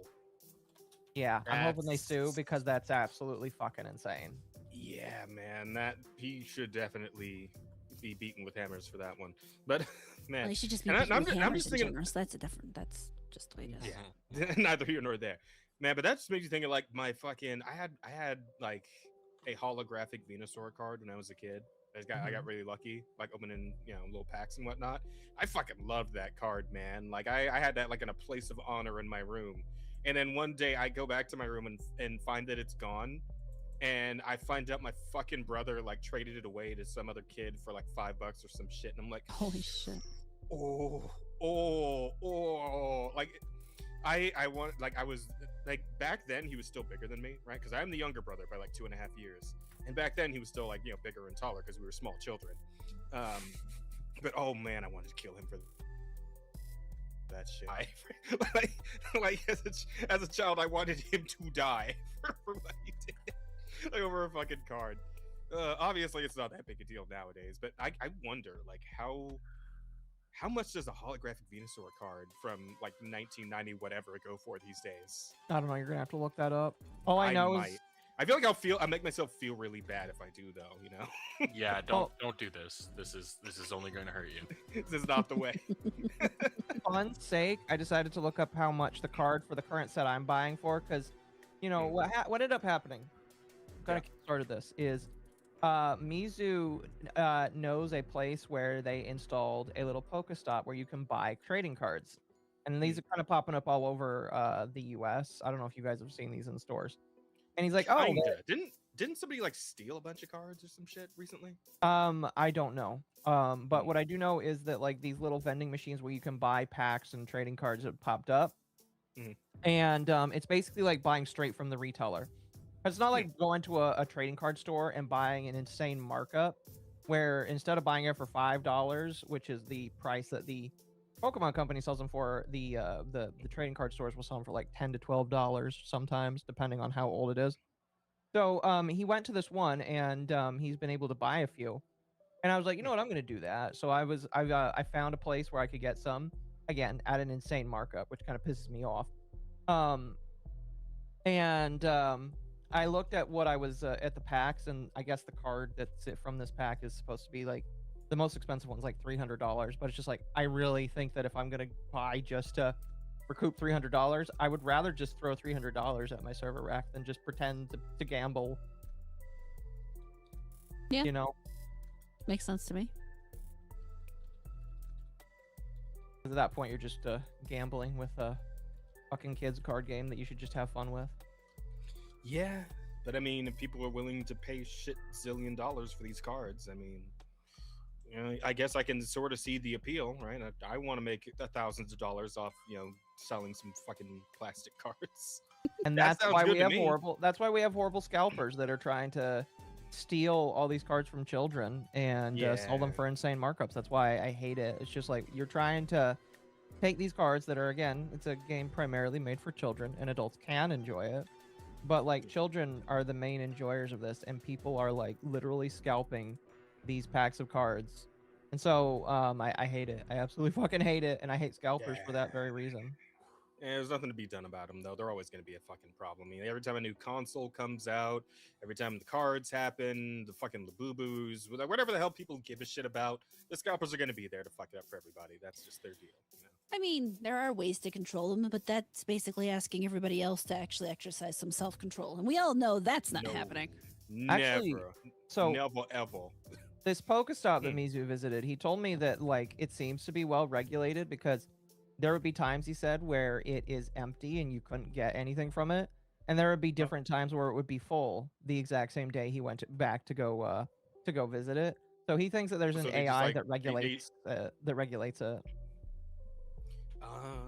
Which is actually not a bad way of regulating scalpers, just having the AI say, sorry, we're out of this certain one right now that a bunch of people are trying to get, and then it'll like release more as time goes on. Yeah, that could be a good idea. Absolutely. Pretty much. Well, is he? Hang on, I'm just curious to know if there's. Oh, he's looking up the price of that card right now. Beyblades are launched onto the arena. Oh no, he's more interested in the underground Beyblade tournaments. Yeah, Oh, fair enough. No, he's red again. Oh no. Oh no. Well, look it up now. Well, at least you got to weigh in on knocking into each other. Yeah, The first we one down loses. Got to It's a participate a fun little bit. game, but for two fans, it's serious business, and they're going to court because of it. The grievance started after a buyer purchased a 37.95 gram Beyblade on Facebook, but when he received it, he weighed it and noticed that it was 0.6 grams lighter than advertised. He found it unacceptable and told the seller so, asking for a refund. Tuning of the wonder- weighing scale. After a dispute, Okay. Oh, are you here? I'm here. Hello, Rada? Oh, okay. No, he's Hello. moving. Look, he's What happened? moving. He's in and out. I mean, he's here right now. Okay. Hello. Yeah, Like you're a here. California oil seller, he's Oh, sorry. deciding whether or not he wants to leave the Yeah, country. I was just So can you guys still see the share screen and everything? Yeah. Okay. Yeah. You're green now. Okay. The buyer was so furious, he decided to sue. I think most players would be okay with it if there's a small discrepancy, but it's inevitable that some people would like to stir up trouble. So That was loud as That's Jesus interesting. Christ. Yeah, and it's so random too. Like just just how heavy is 0.06 grams? Is the drama justified? A Yes, regular drama sheet is of paper justified. weighs 5.29 grams. A piece of Mhm. toilet paper, 1.84 grams. Mhm. Ultra thin weighing paper is just 0.27 grams, but that's still heavier than the 0.06 grams from the dispute. We put 5 small staples on the scale to finally reach the minute amount. Surely such a minuscule weight difference can't have such a big impact, right? Some players might take a look at big data and think that a certain weight is better, and if it's a bit lighter, it could be a bit worse. But it's really just a reference. Heavy doesn't guarantee the win, and lighter doesn't mean you'll lose. Such an infinitesimal difference isn't decisive for victory, but trying to convince the buyer any other way. You I love laugh, how- but it is serious business. I just love how the translator sounds so incredibly apathetic and like they have a See- cold. Okay, I need to know something. Is it against the rules to like put attachments on the Beyblade that aren't necessarily like Beyblade parts? That's gonna vary by tournament, man. But I would assume so. It's in cube, right? And we just go ahead and set it on top of the Beyblade right in the middle, right? Is that gonna be enough weight to become like the strongest Beyblade in history, right? Can we do a tungsten Beyblade? Like, would that Oh work? God. There are metal parts for some Beyblades, and they are no longer sold and very expensive. Yeah, 'cause I feel like I remember there being like metal parts of the Beyblade back when I had a couple of them. Yeah, some of the Hmm. older stuff is metal and has considerably more weight than the plastic stuff, and that is part of why they're so expensive. I feel like they probably stopped making those though because the way like Beyblades have a tendency to just jump straight out of the fucking arena sometimes, and if that like metal flying object hits a kid, then that's gonna be a whole lawsuit for them. So Yeah, that is I think why they stopped. yeah, I remember we Also, watched that one right. Beyblade match the other day, and like the guys managed to knock the whole fucking arena off the table. There was that. That was a good time. That was a fun one, honestly. Holy shit. Oy. Okay, but yeah. I'll tell you what, though, it hasn't been all fun and games this week. Some of it has been the typical, usual, annoying anime community bullshit, and unfortunately, another manga author has gotten caught up in it. You guys have probably already heard that the author, Gachiakuta, Kei Urana, got very frustrated as she had to shut down many questions, fan canon, shippings, asked if she's non-binary, racist, and more. I believe Holy this was shit. during an actual stream that Kay was doing. But Yes. yeah, just yeah, was it like do we have actually a clip of like what her actual like the moment this like shit went sideways on that stream? Oh, go ahead. Not one in at least what you linked to us. Yeah, I guess not. Massive Doge says, "You guys remember the good old days when we actually kept our words?" Yeah. Yeah. No, I mean maybe, kind of. I mean, no, I'm sure there was a time when it was better than now. I'll say that.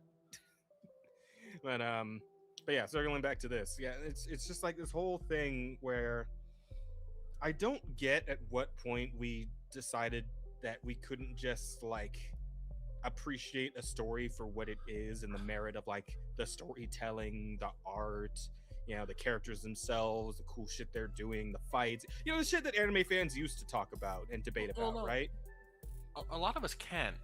However, there's an unfortunate, part of society who can't tell reality from fiction, and that fictional characters aren't real.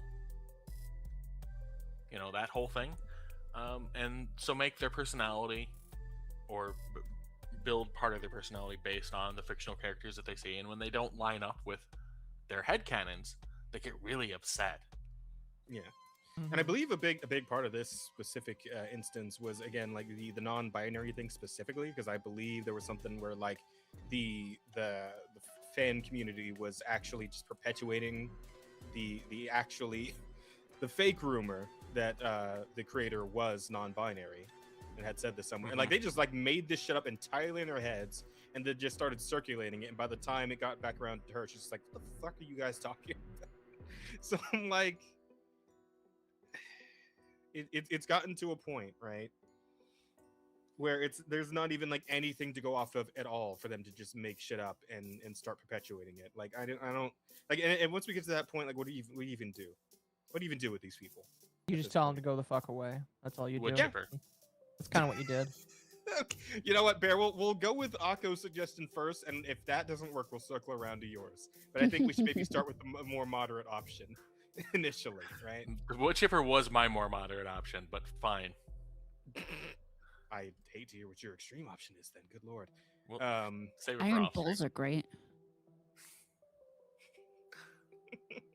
Damn. It's kind of like that, yeah. Good lord, you guys are nuts. This did remind me though that I do need to go back and watch more Gachikus though, because I was enjoying it a good bit. Oh shit! Hang on, we got another one already. My God, you guys are being very generous tonight. Thank you. Wolf's Pain. Wolf's Pain. Yeah, it's SP. Wolf's Pain. $2 says started on Tumblr in the early 2010s. Female gaze. Yeah, when you say female gaze, like, how are you spelling that exactly? Is that with the ZE or is that with the YS? Like he spelled it with I the mean, Z. It's right there on the screen. Yeah. I know. I'm making But- a joke. I'm having a goof. I You can do just get let what me you're have a saying. goof sometimes, Rada. Not like that. I can't. I'm sorry. It doesn't work that way.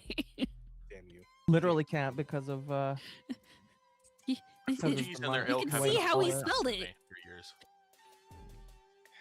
I'm telling you, chat, women just keep ruining everything, and there's nothing we can do about it. I'm sorry. This is just where we're at.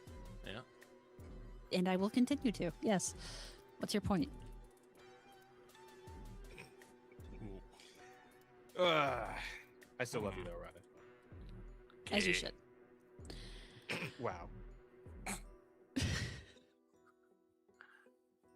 Agree. So this whole fucking thing is going on again.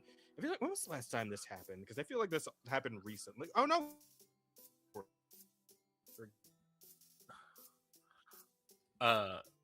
Shit. he But I remember froze. this whole thing happened with them like what, a couple of weeks ago. Well, And even with honestly- this author, this is like this happened to her a couple months ago. Bear? It was the same shit. Uh-oh. No, please. Hello? You're still here. No. Okay. Okay, It's just he okay. can't hear me. No, I hear you. I hear you. Okay. I was just gonna say with this author, this same thing happened just a couple months ago.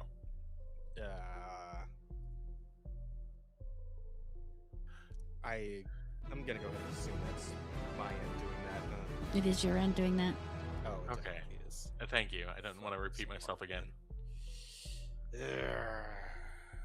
And Wolf's Pain with $2. I don't think you can hear me now. Alright. Wolf's Pain with $2 says, I remember the Supernatural fandom's ship fervor. Unfortunately, God. so do I. Yep. I hate it here. I hate it here. I You're want green everyone to now. know that. We can hear you. I know. I'm keeping an eye on certain things myself here, and it looks like it's just going in and out. I don't know. It's so fucked today. The internet's just garbage. Anyway, sorry, you were saying there. Oh no, I said it. You were the only one who didn't hear it. God So damn I don't need to repeat. Fine. It wasn't that important anyway. Yeah, Thank you, fair bro. enough. But yeah, no, me personally though, as far as the Fire Force creator goes, I do very much appreciate their response to all the shit flinging in their fan community, where they just said, like, just put it in an episode of the show. Hey, shut the fuck up. I'm gonna do my lewd shit, and you guys can either stay and watch or fuck right off. And you know what? I feel like more creators need to do that. And if they got to put it in the goddamn show for the people to get it, I mean, why not? Why not? I think it's a great idea. right? Honestly, in my opinion, that's the route we need. They all need to start going that route. That or just like straight up Hideki Kamiya, where like every time someone says anything to you on Twitter, just tell them to shut the fuck up and then ban them or block them, whatever. It Indeed. worked for Kamiya. It'll work for them too. It should work for sure. Mm-hmm. Oy vey. Yeah, that's what's going on with that. Oy vey. Sorry, my stepdad is Jewish. Anyway. Oy vey, indeed, then. That explains the apology. Yeah. You learn from the masters. But hey, there's some good shit going on too. Like this fun little story. I don't know if you guys heard of this one. Rada, I believe you shared this one along. But there's a fun little coincidence on Steam. Where two unrelated indie games, both named Piece by Piece, launched on Steam just one day apart. Instead of conflict, the teams turned the coincidence into a collaboration and released a combined piece-by-piece double bundle that offers both games together at a 10% discount. Mm-hmm. And I think that's fucking awesome. So wait, they That's both have just- the same name or something? Yeah, Yes. they have the They're- same they're exact both name. called- Yeah, they're both called Piece by Piece, and instead of suing each other over it, they're just like, hey, same hat. Same hat. Are we And best then friends they- now? they- Yes, they're best yeah, friends like now. straight up. And then they teamed up and had a little sale for their games. And that's great. I think it's fantastic. I kind of want to Sure. I don't even know what these games are, but I kind of want to get them just to, Yeah, just I'm to curious support about this beautiful friendship, honestly. There's a demo for at least one of them. There we go. But let's see. 960 yen. What is that? How much is that in American? It's not even like $5, is it? Mm. The piece by piece bundle here, it looks Mhm. like it is 1857. Yeah, it's not so bad. That's solid overall. I mean, assuming both games are decent, that seems like a fairly reasonable price for two indie games. Well, it tells me. Oh, Yeah, there's I a know. double there's bundle. different Yeah, games. that's Yeah. weird. Hmm. Oh, okay, I see. Yeah, so the piece by piece, both is 1857. Yep, 17% off. No, It's funny that they're both puzzle games. I mean, with a title like that, I would be surprised if they weren't. Yeah. This is a good point. Yes. that makes a lot of sense. Oh man, yeah, good for them. That's super cool. Love stories like that in the games industry. Good shit. All right, now back to the awful shit. Let's see what's what other stupid shit's going on. Oh yeah, here we go. Oh wait, Jeff Kaplan again? Wasn't this the guy we were just talking about? It Mhm. was. With Yeah. the Blizzard stuff? Well, it looks like he had himself a bad take, didn't he? Oh no. Jeff Kaplan's advice to people who complain about video games they've never played. Shut the fuck up. I never understand being hostile about it or being rude about it, but I understand being upset and I understand voicing your opinion. But like, if a game comes out and you don't want to play it and you've never played it, shut the fuck up. No one cares. Like, we don't need to hear that you weren't into it. Like, what is with this? Oh my god, I'm so upset they decided to make this game that I have no interest in. Like, I'm not running to the internet every time there's like a TV show on. Well, I'm not watching any TV shows either, but like who Oh, cares no. about my opinion if I'm not going to play it? And if I Other people that might want to buy it. Yeah. That's who Yeah. cares. matter on that. And I'll tell if you your what game it does does. poorly, Like, as a game you wanna developer know why who's people been in didn't charge like of it. teams, who has the ability to like do something about it, I just fucking ignore you. That's all you've accomplished is like, I guess I'm not like gonna listen to you anymore because you're so off the deep end that it's not even worth listening to you at that point. So I don't know. It's a very broad brush stroke complaint. Yeah. But that's what there I'm are thinking. people who make complaints who don't touch the game where this is legitimate advice. But you're saying everyone who's doing this, I think that's going several steps too far. If people aren't interested in your game and they're vocally disinterested in your game, there is potentially value in that feedback.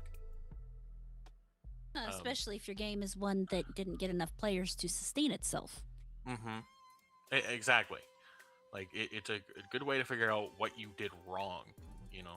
I saw someone make a really good comparison to that World War II airplane meme image. Yeah. Where you see all the airplane that comes back with all the bullet holes in it, so they're trying to reinforce those without realizing that all the places with the bullet hole without the bullet holes are the ones that got hit and didn't come back.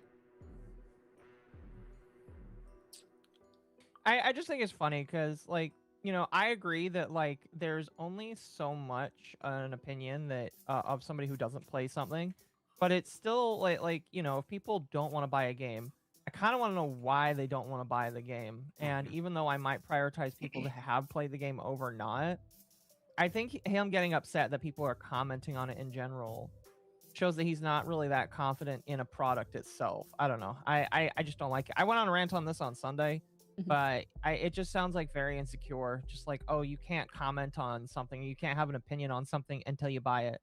So you're telling me that, like, until I actually have something in my possession, I can't criticize it. There's a lot of people that I would like to speak to that probably will never own a Tesla, that hates Elon Musk, and I'll just say, well, do you want a Tesla? No. Why not? You can't have an opinion on it unless you actively own it and you actually actively had decided to have it in your possession. So why are you making it? That's essentially what I feel like he's saying, is you're not allowed to have an opinion, period, unless you own it. And well, that's kind of dumb. Yeah. It's very reminiscent of me to like the schoolyard sort of commentary. It was like, well, how do you know you're not gay if you've never been in a gay relationship or anything? You kind of can just tell some things. You can still make opinions based on things you haven't experienced or haven't done, purchased, done, etc. It's just still stupid. Well, a lot of it depends on exactly what kind of information you're looking for. Realistically, all anybody is doing when they're saying this stuff, no matter how vitriolic or whatever they are about it, is they're giving you information. Now, if they're being so off the wall, ridiculously hateful that there's no good information there, okay, you don't have to do anything with it. You don't have to listen to anything anybody says ever. It's not something that you have to do, but you might stop if you realize, that your game isn't seeing new players, isn't getting in new people. You might want to stop and look at what the people who aren't buying your game, what their reasons for not buying your game is, as opposed to just saying, well, they didn't buy the game, so how could they possibly know that they don't like it? Obviously, something before they bought the game made them decide that they don't like it. Maybe, just maybe, you want to look at what? No, for sure. And that's the frustrating thing, is to tell people that your decision to not buy something is irrelevant, or your decision to not try to even experience this means nothing. It obviously means something, because what it means is you're not getting the money from people. And that should matter to you. Yeah. Plus, if enough people are shitting on your game, like a significant number of people are shitting on your game, you should probably be paying attention to that. You might want to find out why they're doing that, because I do think that it really does depend, because there are going to be times where people shit on something where I kind of feel like it's just like, okay, man, I feel like you need to just let something move before you like shit on it too much. There are cases where it is appropriate, but sometimes I feel like some people do that for no reason, and it's just kind of dumb. Oh yeah, some people are gonna hyper-focus. Case by case. It is definitely case by case, for sure. That's what I was saying earlier. I think it's kind of too broad of a statement to be making like this. Yeah. And realistically, for me, if you are going to be upset that someone, or if someone is out there making statements that you don't like, you really don't have to listen to them. That's kind of where I am with it. So, I mean, I get it. You're hearing these people do these things and say this kind of stuff to you all the time. It's got to get wearing. It's got to be, ridiculous to some degree. But you can't just let it fester and be a big problem and let that guide you then to ignore valid criticism. Hmm. I mean, you know, game designers aren't known for being particularly thick-skinned. No, Not but all they of need to them, work on that. Yeah. Well, they shouldn't be involved like in it- VR most of the time. It's just I feel like it reality. didn't used to always be this bad. No. But game designers also used to be gamers more than they are now. Yeah. Hmm. Yep. Indeed. And I guess we'll see how things pan out for good old Jeff here, because I think he's putting out a game of his own, right? The Legend of California. Yeah. Yes, he's making his own video game. That And is, I don't know believe, if what this you're is the watching. the footage. Okay. I believe that is the footage for his game. Yeah, and it's like even now it looks a little jank. I mean, I saw some other gameplay footage you put out for it, and it's like it looked fine. It looked okay. Didn't look, particularly, nothing like really stood out about it to me. But I mean, once we all get our hands on it, if there's like a demo or something, try it and see what's up. But yeah, I mean, who knows? It's not looking like it's for me, personally. You don't want to play a California survival crafter? Like, I've heard that it's basically like fucking Red Dead, Cowboy but Era, right? with more crafting in it. Yeah, if Yeah, I can for- kill for- myself, yes. But otherwise, no, I don't want to even be in virtual California. You don't want to be in virtual territory California? Oh, Yeah. like it's old not in when California. it's a game made by a Californian. Okay, I can understand that. Yeah. Okay, I got you. You got me there. Um, But yeah, really it's quickly. I I'm a do little gotta get biased. going in a moment. right. Let Well, me see if there's any Occo. questions for you. Sure. Oh yeah, let's do that first, and then I'll do the whole. Yeah. I send it apologize. I with would the stay final longer. No, No, it's no. okay. That's the way it goes. Please We got other things. And yeah, it is what it is. I thought I saw Temp in the audience. We usually ask them to come in. Oh yeah, you're bringing temp to So we only again. have one backup. question, but we might as well ask it. Would you rather only play Marathon for the rest of your life or only play Dustborn for the rest of your life? Oh, Do I have to God. choose one or the other? Apparently, yes, according to Would- this question. Would seem so. Because like my thing is, at least Dustborn is like so terrible that it's funny. So like, maybe that, but like Marathon just kind of seems uninteresting overall, and also all the harsh colors would hurt my eyes. So I'm like, So eventually, Marathon will just be me there, running around in circles because no matter how it will eventually go down, it just will. All Yeah. games do eventually have a life cycle. Whereas at least on Dustborn, I can mute the game and run around in circles better, I guess. Yeah, So Dustborn, I think. yeah. I think I might also, again, like there's at least some like amount of comedy there. So Mm-hmm. yeah, I go with that. It's Yeah. just it's hilarious. Hilarious to endless- think that I would choose fucking Dustborn over Marathon of all things. Endless loop of Marathon. I don't know. That's a rough one. I don't know if That I is a can rough make one. a. Hard. I don't know if I can make a confident choice at this current moment. I'm sorry. You're good. It's a hard choice to make, right? Pleading the I fifth feel is a fair comfortable. answer. Would you rather be stabbed or shot? Right? Like, would you? Shot. Yeah. It's faster. Right in Depends the head. on where you're faster. shooting me or stabbing me. Let's say non-lethal blow. Non-lethal shot. Yeah. Oh, then yeah, shot. 100%. Shot's much faster. Knives have a higher chance of causing wounds that go deeper. Mm. Okay, gotcha. Fair enough. It depends on what you Damn, shoot. I'm trying to think of a closer one. It's like a closer hypothetical for this, so I can use this as a comparison point. Well, it's like stub your toe or bash your elbow. Okay, that's a good one. That's a good one. Fuck. Step on Lego or step on a thumbtack? Lego. Yeah, the Lego. Lego I can't would- penetrate my skin. Yeah, I was gonna say Yeah. I'm kind of Lego resistant, so I'm okay with Legos. Yeah, I think the elbow toe thing is a lot like harder to decide which one is worse. Because like you hit your elbow and it's just that's your fucking funny bone just tingling all day, right?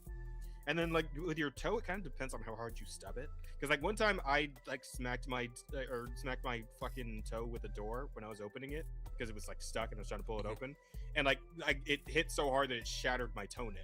Right. So Okay, it's like- so for toe, pinky toe, and it takes the nail. Mm-hmm. oh god. Yeah, the elbow. Oh, Jesus fucking Christ. The toe thing sounds so much worse. I When you're have supposed to think about it, like, oh Yeah, god, well- yeah, no, don't hit my elbow. I've experienced it enough times to where I'm kind of 50-50. Either one's I Fair enough. yeah. I once dropped a shampoo bottle on my foot, and I couldn't walk right for a week, so I'd rather hit my elbow. At least I don't have to put weight on that. yeah. That's true. That's a fair point. The tingling would drive me nuts, I think. Yeah, but it goes away in a day. Yeah, true.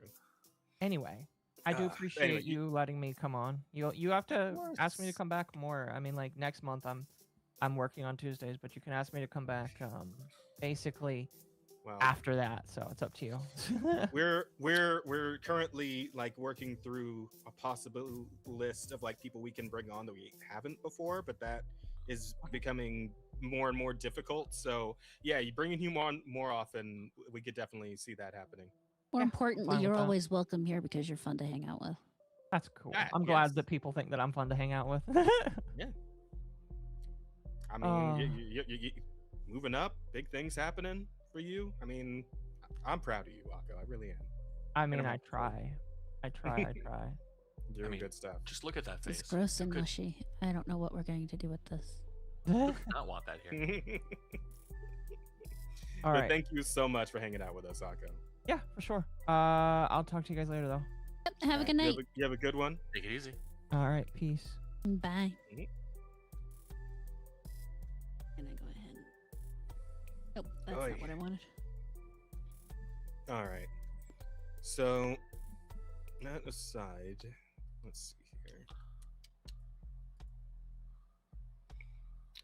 Yeah, so that's basically the whole combo about this guy. And it's again, same thing where it's like these devs gotta get better at just like either taking it on the chin or shutting the fuck up about it. One of the two. It's not a great look to just come out and try and throw hands with the customers like this. Well, the It's thing like I've to a noticed- point, it's understandable, but like for the most part, people are just not going to take it well. No, and something I've noticed with game developers coming out and talking, I want to say it's like 80% of the time they are not encouraging people to buy their stuff. Like what they say does not, cause people to say, "I like him. I want to buy those games." It's usually quite the opposite. So just don't Yeah. don't come out and talk. More or less. Yeah, I'm right there with you, buddy. But that aside, what else was going on? Oh, this one's kind of wacky. I know I'm the only gotcha player here, but I'm interested in this. I meant to bring this one up before Occo left. I didn't realize we were already out of time. All the fucking disconnects really fucked us over on that. But but this is pretty wacky. Looks like the gotcha era is officially changing. Now, whether or not it's actually going to change, kind of up in the air, in my opinion. Because, well, I'll get into that in just a moment. But Peggy is rolling on a massive update to game ratings starting June 2026. If the game has gotcha pulls or loot boxes, it's an automatic Peggy 16.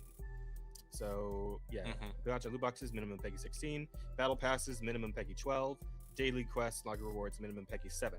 Peggy is finally labeling randomized spending and FOMO as risks for younger players, which is a good thing in my opinion. Overall, honestly, I think that's not as many parents having to worry about kids spending their whole life savings on fucking FIFA and whatnot. That's good. I think Mm.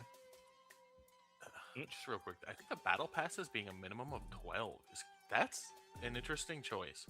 Yeah, that should probably be 16 too. Honestly, no, maybe. I mean, because technically battle passes don't involve any sort of gambling. It's just like delayed rewards that are Yeah, tied to you that's actually playing kind of the why game. I'm a So- little wonder about that. Even the daily quests and having login rewards being a minimum. Well, because I That's think the just a target weird on that number. one was I think that was the FOMO part was that they were targeting there. So Yeah, maybe but I that. mean, 7's just a what's the point sort of number, I guess. Oh yeah, with the daily quest login rewards thing. Yeah. Yeah. At that point, it doesn't really. Yeah, that makes no sense and really doesn't matter. But the gacha and loot boxes thing and the battle passes thing, that is significant to some extent. Again, I still think the battle pass stuff they should make it all Peggy 16 at that point. Like anything where it's like where it's FOMO too, because again, it's like you're talking about something where you can pay for it in full, and then like obviously you keep playing the game to unlock all the stuff in the battle pass. But let's say for whatever the fuck reason you suddenly can't keep up with the game like that, and then you lose out on all the shit on the back end of the pass because you didn't finish it before like whatever arbitrary time period, right? Then that's just fucked up and awful, and you're out of some of the money that you spent on the game. Yeah, and that's fucked up. If it's a limited time battle pass, for sure. But think about like shit like where it's you buy a battle pass and it's just and it's there forever. Yeah, or Helldivers too, right? How they do their battle passes, where once you have it, like I mean, even if you don't buy it, it exists there forever to buy if you want to at any point in time, right? And that's lovely. But of course, the FOMO is what gets people to spend the money, right? That's why these fucking people do it, because they know it works. But the fact that they're like finally starting to clamp down on it a little bit, that is a good thing. If they could be doing more, I think they could clamp down on it harder. But I mean, it's progress, right? It's a step in the right direction. Your favorite all ages anime RPG might be looking at a much higher age rating very soon. While PEGI is the standard for 38 countries across Europe, plus Israel, does not legally govern ratings in North America, which is ESRB, Japan, SERO, or China. So that's the real problem here, right? Is that like it's not affecting America, Japan, or China, and those are probably the biggest, segments for these gacha games like this. So obviously, because most of them are coming out of China and Japan, and I guess Korea. I don't know if PEGI is Korea at all, but what needs to happen now is that this thing that that Peggy's doing needs to be done with the ESRB and SERO as well. Like it needs to just make its way across all of these. No. No. Look, I get it. I get the idea behind it, but this is just another one of those things where it's eventually going to get tied into like age verification and protecting the children and governmental overreach. Well, the fact of the matter is just putting these ratings on these games doesn't actually stop people below those ages from doing anything anyway. There is one thing that will make the kids stop, and that is the parents being involved. That's it. Yeah. Well, sorry. I guess I'm like looking at it from my point of view when I was a kid, right? And my mom actually looked at the fucking like age rating of games before she let me rent or buy them. Right, like every single time they say, "Hey, mom, can I have this?" And she would the first thing she would do is look and see what that rating was. And if it was M, she immediately put it back on the shelf.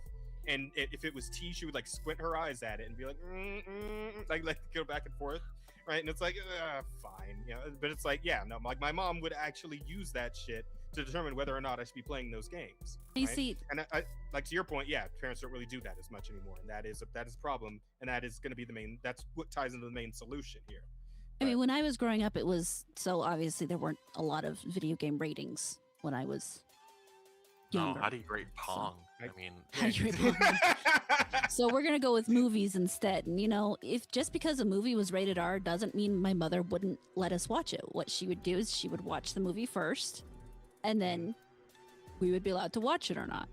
And I mean, when it came to the point of video games, it wasn't really an issue with me because by the time they were putting ratings on them, I was basically old enough to buy whatever I wanted myself.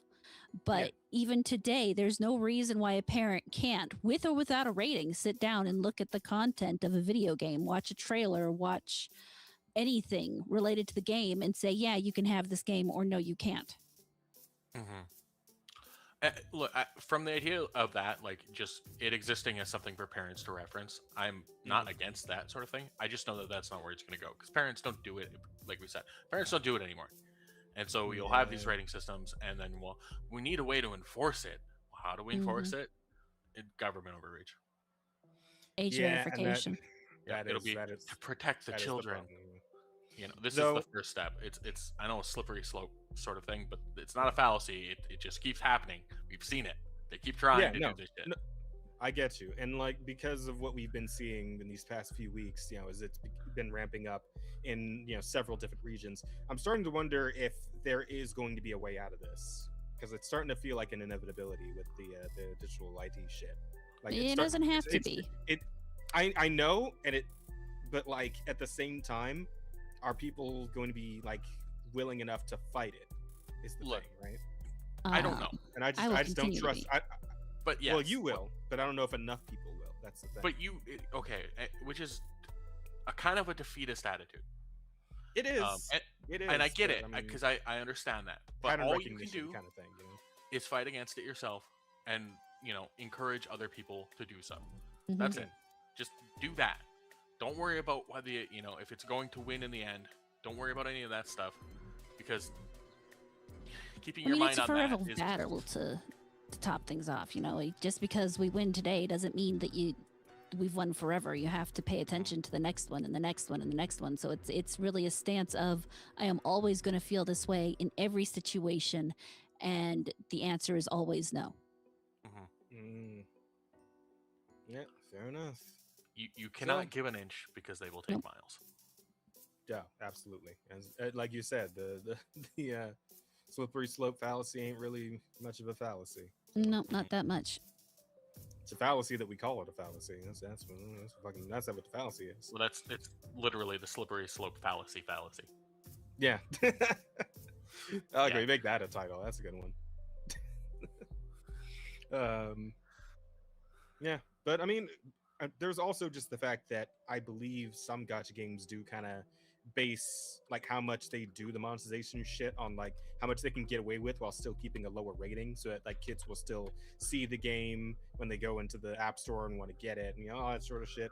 So I believe a higher age rating does screw with like their plans around monetization in their games a bit, and I'm hoping that like to some extent this will at least make them think twice about doing that sort of heavy monetization that some of these gacha games do, right? Some of them are really fucking aggressive with this shit, and I'm also hoping that it'll like kind of inch closer towards what I'm seeing with some games where they're doing away with character gacha and just going into cosmetic gacha instead, because I can live with that, right? If I can just get characters when they come out without having to spend a million crystals or $100, whatever the fuck, right? And I can just get them by playing the game, and then like they can make their money off of fucking little outfits and shit. That I can live with. That I'm okay with, as long as it's like cosmetic, additional cost shit. I've never been all that pressed about, to be honest, because I think it's still better than locking actual gameplay, which is what new characters are. That's locking gameplay behind paywalls, right? Well, And I think there are steps that can be taken to discourage, that sort of shit, like not allowing them to obscure currency. Yeah, then that's a good one. 500 gems means nothing, but knowing that it's $15, is Exactly right. important. And so there's that. And I also, how do so many kids have access to fucking credit cards? That's always something I wondered. A lot more than you think nowadays. I Mostly know, because like, they're why? because their stuff's actually attached to their parents' stuff, so they're attached to their parents' credit card. Yeah, Which and I of course, get. I know we circle back to the negligent parent thing. that. It's just like, why give your kid access to credit cards? A lot of times, I mean, it's as simple as a lot of times they don't think about the fact that it's connected to their card. So, I mean, it's kind of like the Alexa pool noodle thing, where someone put in a video where they were talking about examples about, Alexa, and they said, Alexa, order me a pool noodle. And the next day, someone gets 5 pool noodles at their house because Alexa ordered them pool noodles. And they just don't think about the fact that when they set this up on their kid's phone, it is then attached to their kid's card. Their kid's stuff is then attached to their credit card. And the kid doesn't understand that, well, this is attached to something. So when I'm hitting this buy this thing button, it's actually spending mom and dad's money. And it's just, they don't realize it. I mean, fuck, I shouldn't say most. A good chunk of adults don't understand that credit is real money either. But it's still, to me, and it's because I'm familiar with this sort of shit. I understand a lot of parents aren't really. They don't have any reason to think about all those sorts of steps. It's just from my mindset, it's hard to grasp as like setting the accounts up in like that in the first place. I'm so cautious with any of that sort of shit. Well, anytime you spend something on a credit card, you have to remember you're spending it twice. Yeah. And yeah. I guess when I was in school, I still had classes teaching me about, checks and credit cards and all that jazz. I don't think they got classes like that in high school anymore. At least they didn't have one for me. Oh, they taught us No. how to fill out a check and how balancing a checkbook works. And No, I learned that shit from my pops. My little brothers are 2 grades below me. Oh, they were 2 grades below me. Yeah. By the time I was out of that class, it was over. They never got to go into it. Yeah, I think we had economics as like a elective that you could take, but it wasn't like a required class, which it really fucking should be. Economics should absolutely be a required class for like every high schooler, in my opinion. I'm really Economics wishing and I'd taken it. civics. a huge part of, another big thing is it really does depend on where you are and the specific curriculum in the area you're in. Like where I went to school for elementary and everything was back then rated in the top 10 in the country. So there were probably a lot of things we got that other people didn't get. And nowadays kids can't even count to 10. So. I had a high school class that was pretty much about how to tell if milk had gone bad and other sort of dairy related things. Yeah, so it definitely is regional sort of shit too, now thinking about it, but yeah, I think economics is one of those things that should be universal. It doesn't need to be. Kids should be getting a lot of that stuff from their parents, but yeah, absolutely. But again, we can't count on the fucking parents to teach the kids anymore either. Can't trust on nobody for nothing no more. Yeah, exactly. The kids aren't teaching. The parents aren't teaching the kids. The schools aren't teaching the kids, and that's why the kids are retarded now. That's where we're at. One of the many reasons why they're retarded. Yes. Well, yeah. I mean, the iPads aren't helping, and Cocomelon and all that shit. Like kids are getting spawn camped for like every direction these days. It's actually extremely depressing. Kids are basically screwed. Yeah, it's over. It's over, chat. It's all over. It's all over now. But let's see what else is going on in this hellscape. Oh, this is fun. So hey, you guys hate localizers, right? You hate what? Yeah, localizers. Man. Yeah. Or do you hate them enough? Is the question. Probably not. I've seen Chud is now being used, so yes, I hate them enough. Also, The Witcher. Yeah, I saw toxic masculinity in some dubs over on Crunchyroll. So we're oh man, they're really trying us now. It's gotten it's gotten to that point where it's like, when like people like this are getting like shit on online, and then they just double down and start like being especially like petty about it. This is kind of what's happening now with the localizers and the translations, the subtitles that they're doing and whatnot. That's kind of where we're at. But yeah, here's a fun little example though. Infamous localizer Katrina, when Katrina Leonodakis. Yeah, don't bother being respectful and getting the name right. They're not respectful to anything either. Yeah, fair enough. Went mask off on Blue Sky, and declared that people need to bully Japanese companies until they hire their elk of localizers and union VAs to only contract them. How moral and good of them. Of course, she only has the courage to say that on Blue Sky. If you're a fan and want to do something, and I quote, if you're a fan and want to do something to pressure companies into paying for union actors in good translation, bully them. Send emails shaming them. Comment how you will never buy their game again. Call their customer support line. The better you are, the faster companies will change. Okay, see, my problem here is that she said good translation, right? And I don't think this is the way we go about getting good translation. I think we do the opposite of this to get good translation. Because what she and her friends do is not good translation. No. Right? It's shit translation that we're all shitting on constantly. Right? I believe that's where the disconnect here is. God damn it. But yeah, I do appreciate the full mask off moment though. When they'll just come out and say it. Always a fan of that. I mean, look at their picture. She is the stereotype. Yes. Why does she have suspenders? What the? Why? Oh my god. A 30-year-old localizer. Hang on, I kind of want to read some of these. Failed writer tries to turn a JPEN translation job into an ersatz writing career. Well, wait, what does ersatz mean again? I know this Like word. a I've poor seen it copy. before. Oh, okay, gotcha. It's a fun word to say though, ersatz. Yes, I like it. Yes, it is. It is one of the wonderful words in the English language that gets overlooked far too often. Wants primary credit for scripts he translates, disparages the actual writer.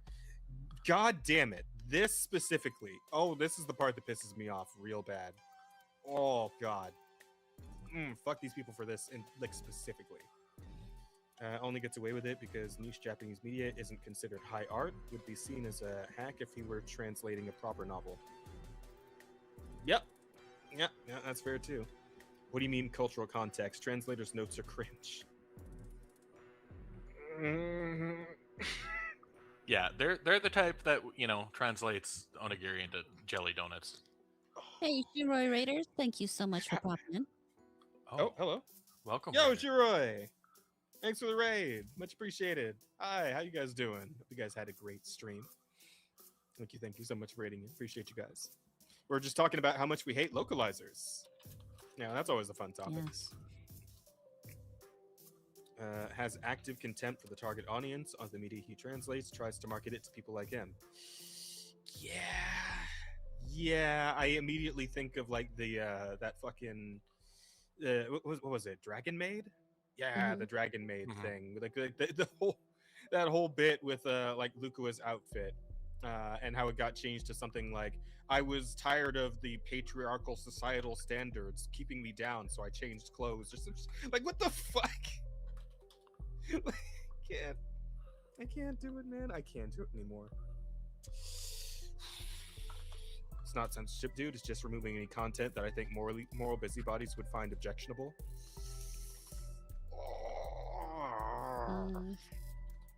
You know what sucks?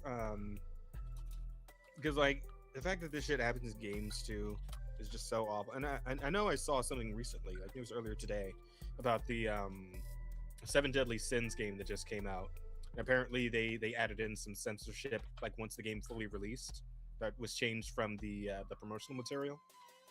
It's like, one has to wonder why this keeps happening. Why they like actively irritate like the people who properly buy this shit all the time. There's gonna be a point. There's gonna be a breaking point for most people, right? We're gonna get there eventually. But do we have to get there for this to stop? Do we really have to just like go full on like nuclear option to put an end to this? Is that what has to happen? I mean, it seems like it's kind of fixing itself slowly. Well, it's fixing itself in the fact that it's going to be done by AI. Yeah. Like I said, it's fixing itself. If you're gonna be stupid, you deserve what you get. Yeah. And the fact that people are just cheering for the AI now to get rid of these people. It's the one place. Yeah. The one place where everyone's like, AI? Oh yeah, fuck yeah. Yeah. Can't come soon enough. Don't even care. Don't even care. Because it's got to be preferable to this. Yeah. I believe he makes decisions just to own the gamers, but then gets mad if you say he has an agenda. Yeah. Yeah. The historical revisionism, all that shit. It's so tiresome. See, it's so tiresome. I hate this so much because I don't think there isn't a place for localizers. I think localization has value. Oh, absolutely. A one-to-one translation of any language results in a mess. At least, I shouldn't say any language, but a lot of languages coming into English ends up in being quite a mess. So having someone who can, just fix things up, that's great. Just problem is that they've really overstepped their bounds.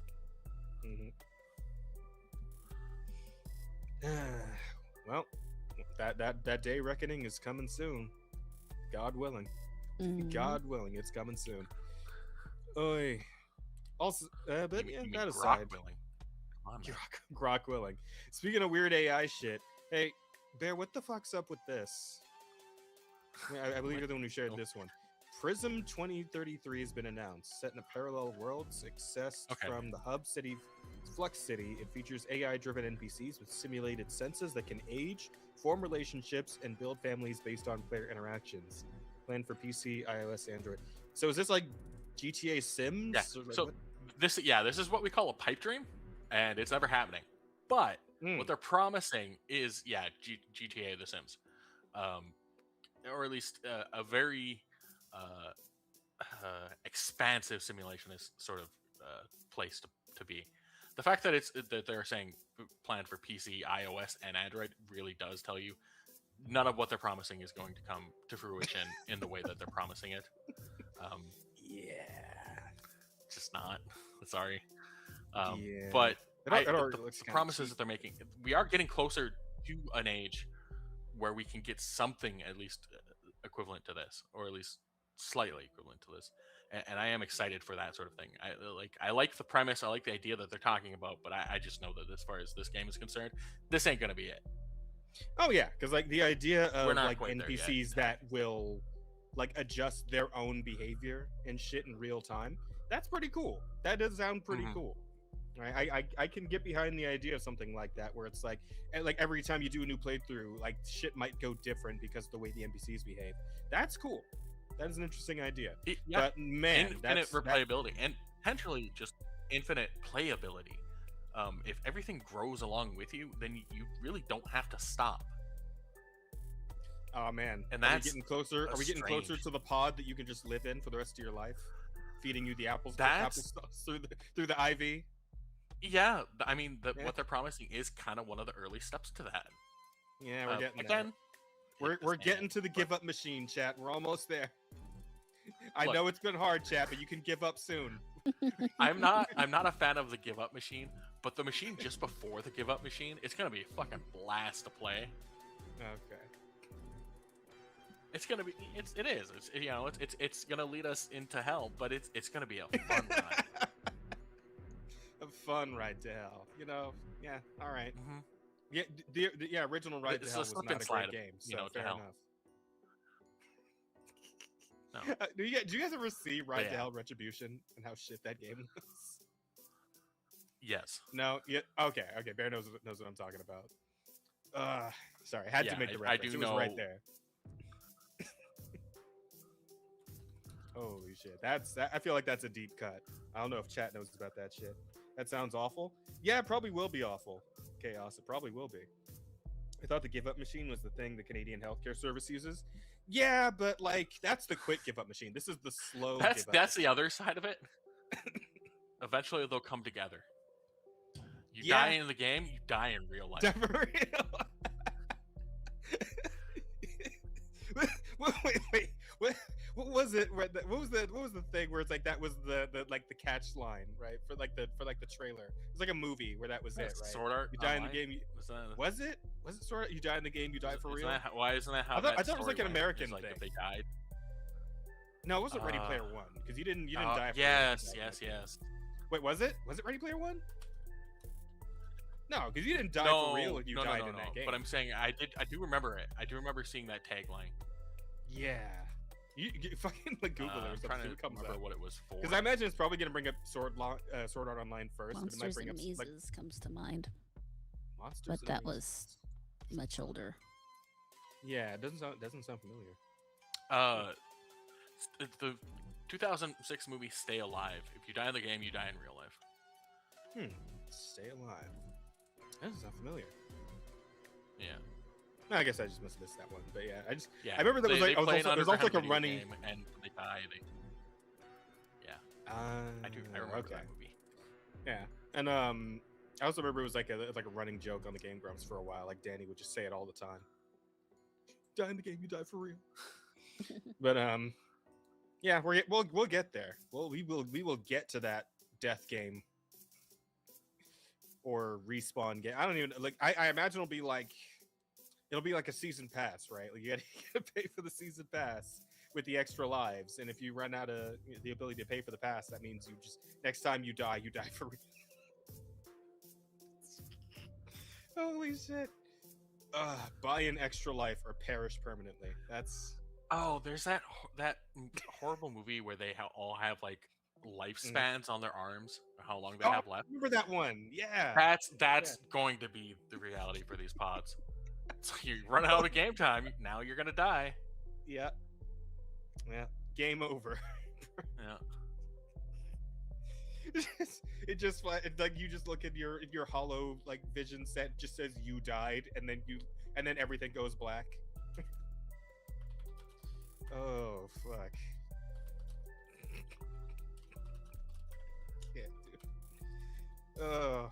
You gotta have to keep from crying because it is going to become that dire at some point. We know it. We know it's going to actually be that dire eventually.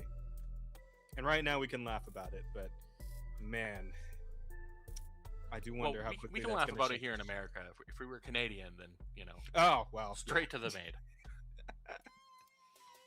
Oh no! They- Holy shit! Well, we won't. This isn't the story, but they have a bill coming up where they really are going to be fucked. I feel so bad for Canadians. Wait, more fucked than like the extremely lax citizenship requirements now, or Yeah, just in a different kind of way. They're getting they're getting fucked from both ends. Mm. We love a good spit roasting, don't we? I don't know, man. Canada's dug its own grave. It is what it is at this point.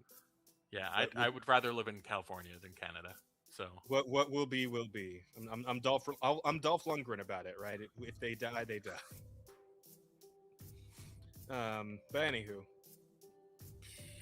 let's see. I suppose we should get into the headliner story, right? The thumbnail story of today.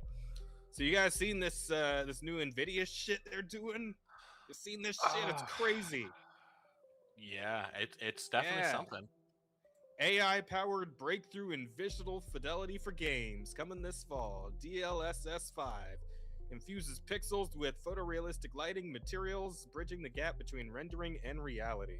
Because that's all we needed. All we needed was a further blurring of fantasy and reality. Because nobody has any issues these days with blurring that line. People are very set in what is reality and what is fiction. So doing this definitely not going to make that any worse. We're good. No, and totally fine. it's not like you've had gamers for years say that we've kind of like we don't need more photorealism. We just want better gameplay. Yeah. But hey, why don't we look at some before we poo-poo it? Why don't we look at some examples here? Why don't we see? Do we have to? What we're dealing with? Yeah, no, we do. Here you go. Have a look.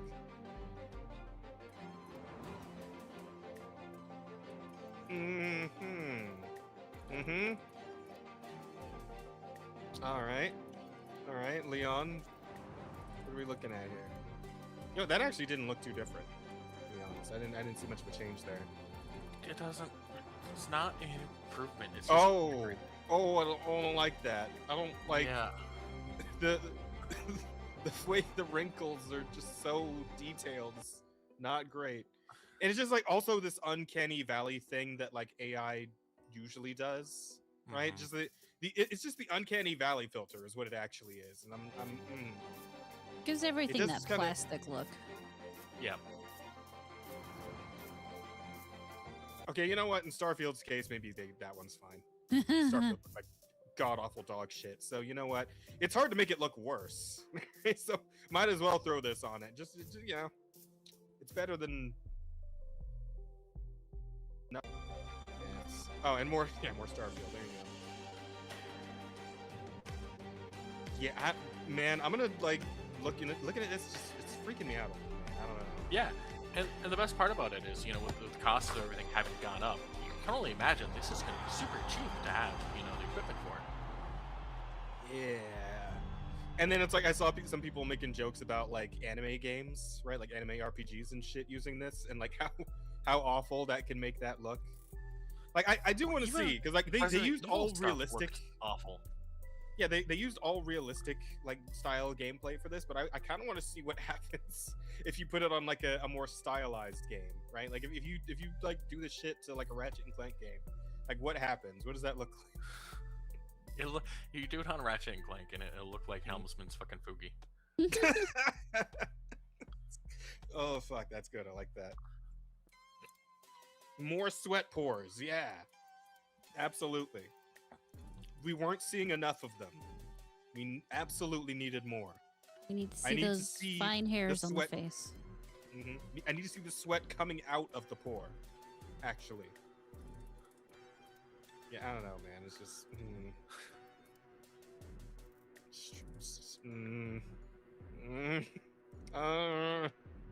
It's uncomfortable to look at. I just. It's uncomfortable to look at right now, and like I said, I don't see most people having like this. I don't see this being something you're doing on your like home computer. I have to imagine maybe this is just for the developers. I don't know. I don't Like a who enforces post-processing shit. situation. I don't know. Yeah. Yeah, plus, like, how heavy is this going to be on your rig, right? Like on your PC. Yeah, you go from when your try to have 60 this frames thing per on. second to just seconds per frame.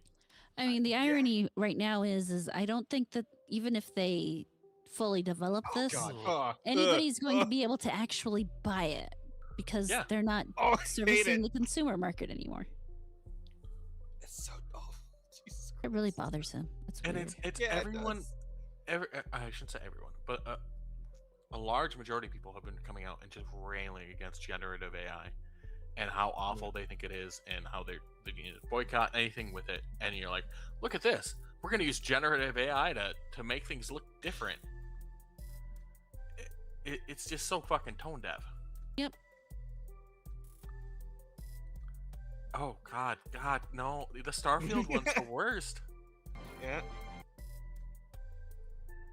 Though I kind of want to see it on Oblivion now. See if it makes sense.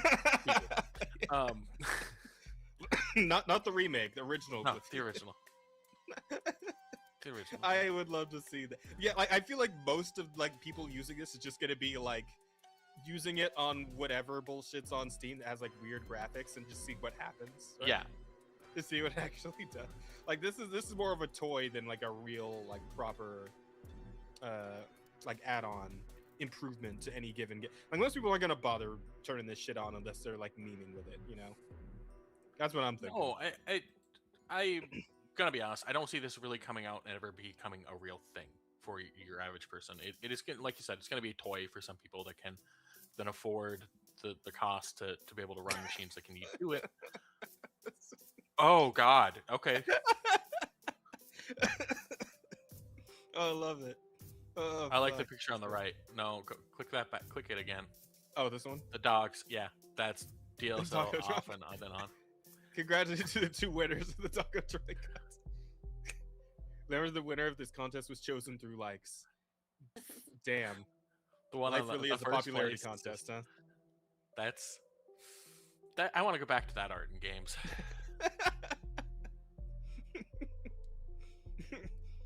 Oh fuck, I love it. Oh god, it's something. This could have Wait, been a okay. April Fool's joke, and I would Hang have on. been okay with it. I might be coming around on this a little bit. It's not gonna work like that. It's not gonna work that well. No, there's another one with Ghost of Yotai. Yeah, here it is. Oh, yeah.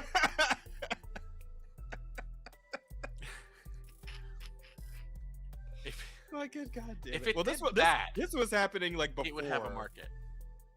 This this was happening back when they announced Ghost of Yote, right? Like they were already Yeah. making this joke, so Yeah. But I'm saying if it did do that sort of, there would be a then, market. yeah, there would be a market. Yeah. But- Oh no! There are a number of like realistic Simpsons pictures, and they're all Oh, that awful. It's so disconcerting.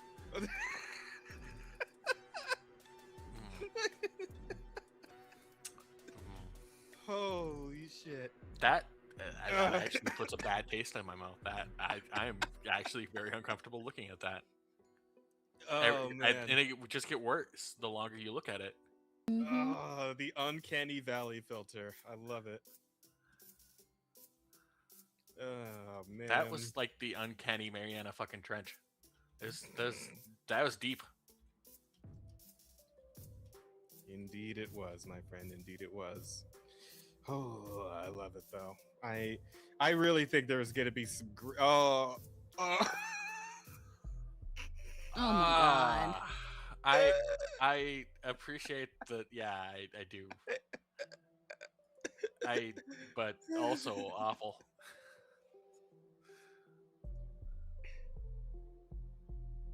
Yes. I actually Yes. I can get behind this. I can play this. Yeah, this looks great. Man, advertising for PS1 games was some crazy shit back in the day. I'm telling you. I miss old video. Oh, what the fuck? Again, there would be a market for it. We're just gonna move on. We're just gonna move on. Slop force me. The bravery you have in scrolling fucking ads. Yeah. On the street, I just, man. Especially with some of the people you follow, and just knowing. Well, this is me going through the comments of a specific post, though. Yeah, This isn't me fair just enough, going down my but still. timeline. Ugh. Ugh. The lips. That's Oh, the lips. Finally awake. Finally awake.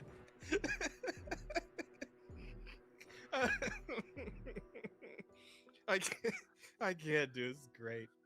No, you know what? I want to see what comes of this. I really do. You know, it's one of those, you know, train wreck situations. You got to keep watching. You got to know how it ends. You got to see just how big the pile up can get. You know how a train wreck ends. That one's With kind an of a explosion, given. hopefully. Yeah, but it's still fun to Well, I was watch. gonna say with death, Yeah. but you know what? Fine. Explosions can also occur. Yeah. Oh man. Hey, you mentioned Oblivion the other day, and you know, people have been talking about the Elder Scrolls a bit here and there, and it turns out old Toddy Boy is a little sick of it. He's a little tired of people bringing up the Elder Scrolls, man. Says IGN. Bethesda director Todd Howard is tired of being asked about the Elder Scrolls 6. Would rather we all pretend he just didn't announce it at all. 10 plus years ago.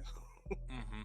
Yeah. Like, I'm sorry, exactly how long has it been? Because that was back when E3 was still a thing that he Yeah. announced this fucking. Like, that alone is already just a massive fucking signifier. But, like, exactly how many years has it been since that E3 specifically, where he fucking showed us this bullshit mountain range? I want to know. I'm genuinely of them. curious. 2018. Oh, man. It probably says in the article. Does it? It was- 2018? Yeah, it was 8 years ago. Oh man, love it, love it. Let's see. Bethesda director Todd Howard is tired of being asked. That comes from an interview we conducted with him, which was not about the Elder Scrolls 6, but about Starfield. Why would still whatever? Yeah, why would anyone? Because talk it's what about he wants to Starfield? talk about, and that's the only way they were going to get him to talk to them. Mhm. Ah, I see. At a preview event for the upcoming major Starfield update. Oh, they're still working on.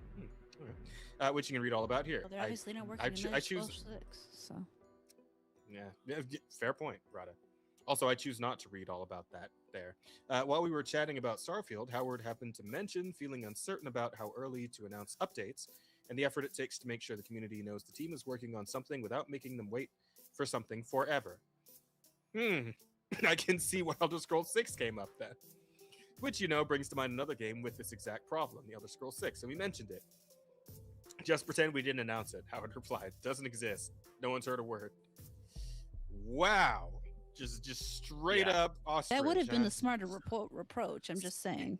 Oh, Sticking your 100%. fucking head They right should in the never have sand. They should never have dropped that teaser. It was so fucking dumb. And the fact that he can come out and say that now, like just pretend like that never, and that tells us that the game is still many years from coming out. Yeah, most likely. There are people who will have grandchildren before it becomes a game. Mm-hmm. Yeah. Hell, GTA 6 will come out before Elder Scrolls 6 comes out. There you go. Okay, sure. But what's his philosophy around this generally? He is more conscious about what he shares and when. Yes, of course. He says, here's the rest of Howard's lengthy response in full. I like to say, I always start with, when you go and press play, you're about to play a game. What do you already know? What's in your head? What's your excitement level? What's your expectations? And I back up from there. I prefer not to talk about stuff until then. I like to compress that moment when you're where you hear about a game to when you can play it.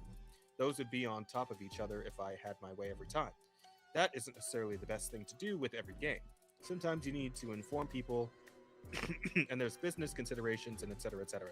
So I think he's saying the shareholders like pressed him into, you know, getting a hype cycle going. So they, you know, decided to put out Elder Scrolls 6 because they maybe thought at the time that they could get it out in time. But, well, I'm sure many things happened between then and now, didn't they? If you look back at this Fallout 76 Starfield Elder Scrolls 6 announcement, that was really about informing our audience, because when you're going to do something new, everyone's going to ask, what about Elder Scrolls 6? What about a single player game? And we did it that way, but it's not my preference. And I will say, look, we struggle with the balance because our fans want to know. They're amazing in saying, like, well, what are you doing? Okay, so to a point, I get his point about, like, people would have asked about Elder Scrolls 6 anyway, but, like, he has to get that the problem would have been much, much less terrible if he just hadn't said anything about it, right? Because I feel like it gets so much worse when you actually say that it's a thing, that it exists. It's somewhere in the ether, somewhere in the process of being developed, and then 8 more years pass, right? Like I feel like you just would have been so much better off if he had just stuck to, you know, his Fallout 76. I mean, obviously that didn't turn out very well either, and his Starfield, which also didn't turn out very well. You know what? Maybe it just shouldn't have had a show. Maybe Bethesda shouldn't have been there at E3 that Yeah. It shouldn't have just not been at E3 that year, right? Maybe that would have been the right choice. I don't know, man. Because holy shit. Because what was Bethesda's last banger, right? It was the Oblivion remake, right? Which was a remake. Well, it was of a game they made. It was the more last than a time they decade released ago, Skyrim. so. Yeah, I was gonna say it was Skyrim. It wasn't. When was the initial release of Skyrim? I always forget. I feel like we've been over this a God, couple in of the times, early- but In the 2000s sometime. Wasn't it 2011? I think? Yeah. all I know is that it 'cause existed it was 11, when I went to 2011. college, and I went to college in like 2012. So Well, again, it was 11/11/2011. yeah, okay, There you yeah, go. the year I graduated from high school. I'm 33 now, chat. So that definitely gives you an idea. Yeah, I don't know, man. I think maybe this is just throwing the towel. Need to do something else. Start selling lemonade. I don't know. This game developer shit just ain't working out anymore. I don't know, man. The most recent release of Skyrim was in 2025. Of course it was. Of course it was just like on what? Was it the Switch 2? Was that what It was the Switch Anniversary Edition. Uh-huh.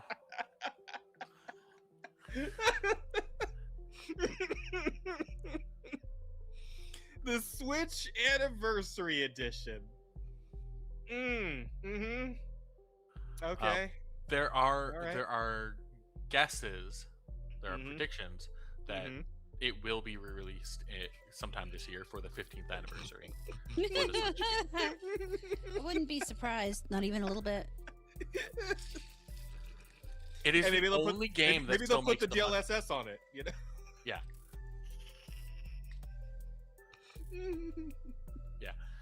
They need to. fuck. They're only afloat because of Skyrim. I love it. It's a good That's not game, guys. entirely They do true. it for 40. They're online, like the Go Skyrim fuck yourself, Online. Farmer Jack. Not Skyrim. Sorry, Elder what were you Scrolls saying, Online man?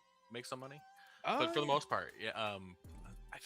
I don't know if Bethesda gets money out of that or if it's just ZeniMax. It's weird because like I know people play it. I just never hear anything about it. I played it Like, ever? when it was in beta and when it first came out, and it was okay. It just Like wasn't. people, like, well, it's so weird because like people still play it. Like there's like it's a somewhat of a crowd there that's still Yeah, keeps it's up with got, that game. like, a But cult nobody following. ever So does- talks about it. Well, yeah, but I mean, so does Fallout 76. There are still people out there that touch it.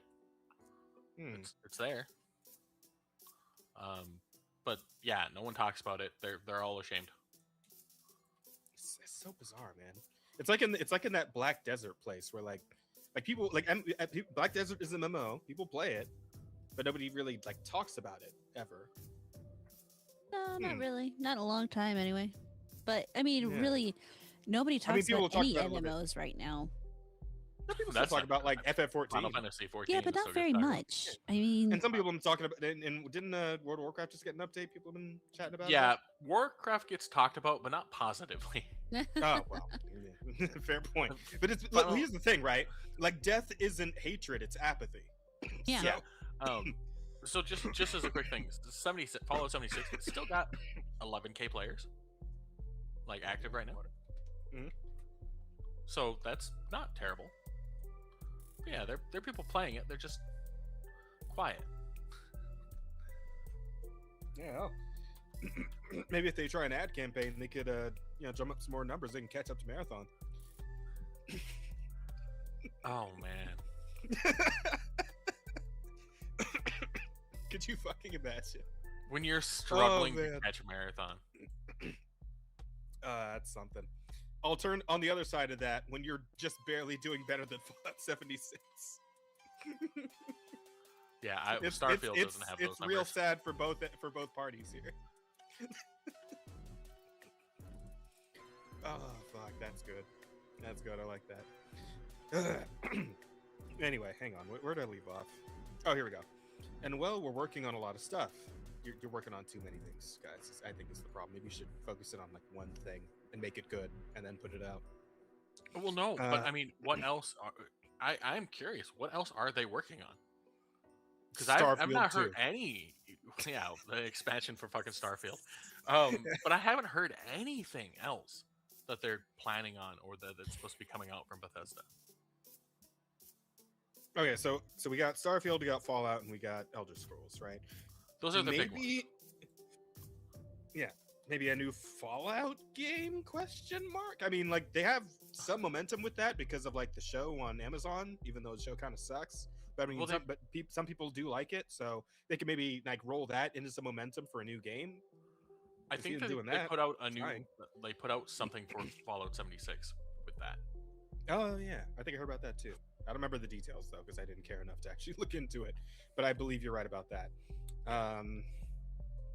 Yeah, no, you got a good point. Like they could be working on at most 3 games, right? I mean, presumably like one for each major franchise would be what I would assume in terms of what's going on behind the curtains right now. Mm-hmm. So, and like, how big is Bethesda as a studio at this point? I know they've like done some downsizing too. Like, how many people they got left?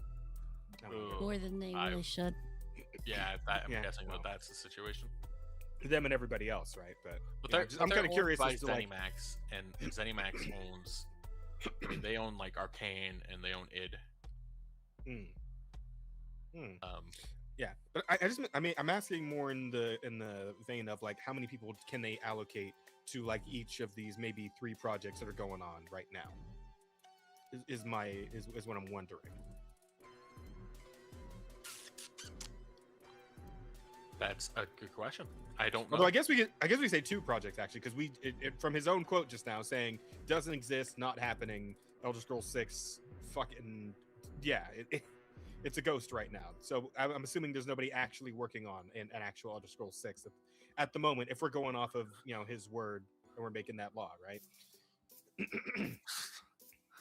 Okay, So- as far as like recent Fallout or Bethesda releases, we have Starfield in 2023, and it got an expansion here in 2024. There was actually a Starfield expansion. That's terrifying. There was obviously the Oblivion remaster last year, and before that it was the Elder Scrolls Castles, which was if you played Fallout Shelter, it was an Elder Scrolls version of that. No, I didn't play. It's Fallout Shelter. y'all don't worry about it. It's just a very dinky mobile game. I think I'm familiar with it. I think I've like seen it before. I just never actually played it myself. Anyway. Yeah, the only real game they've put out since 76, which was in 2018, was Starfield. So that's a lot of potential development time for something. I kind of get the feeling that they planned on supporting Starfield for a lot longer than they're going to. I think Starfield was probably such a downer. They had one expansion more or less ready to go, and they released it just because.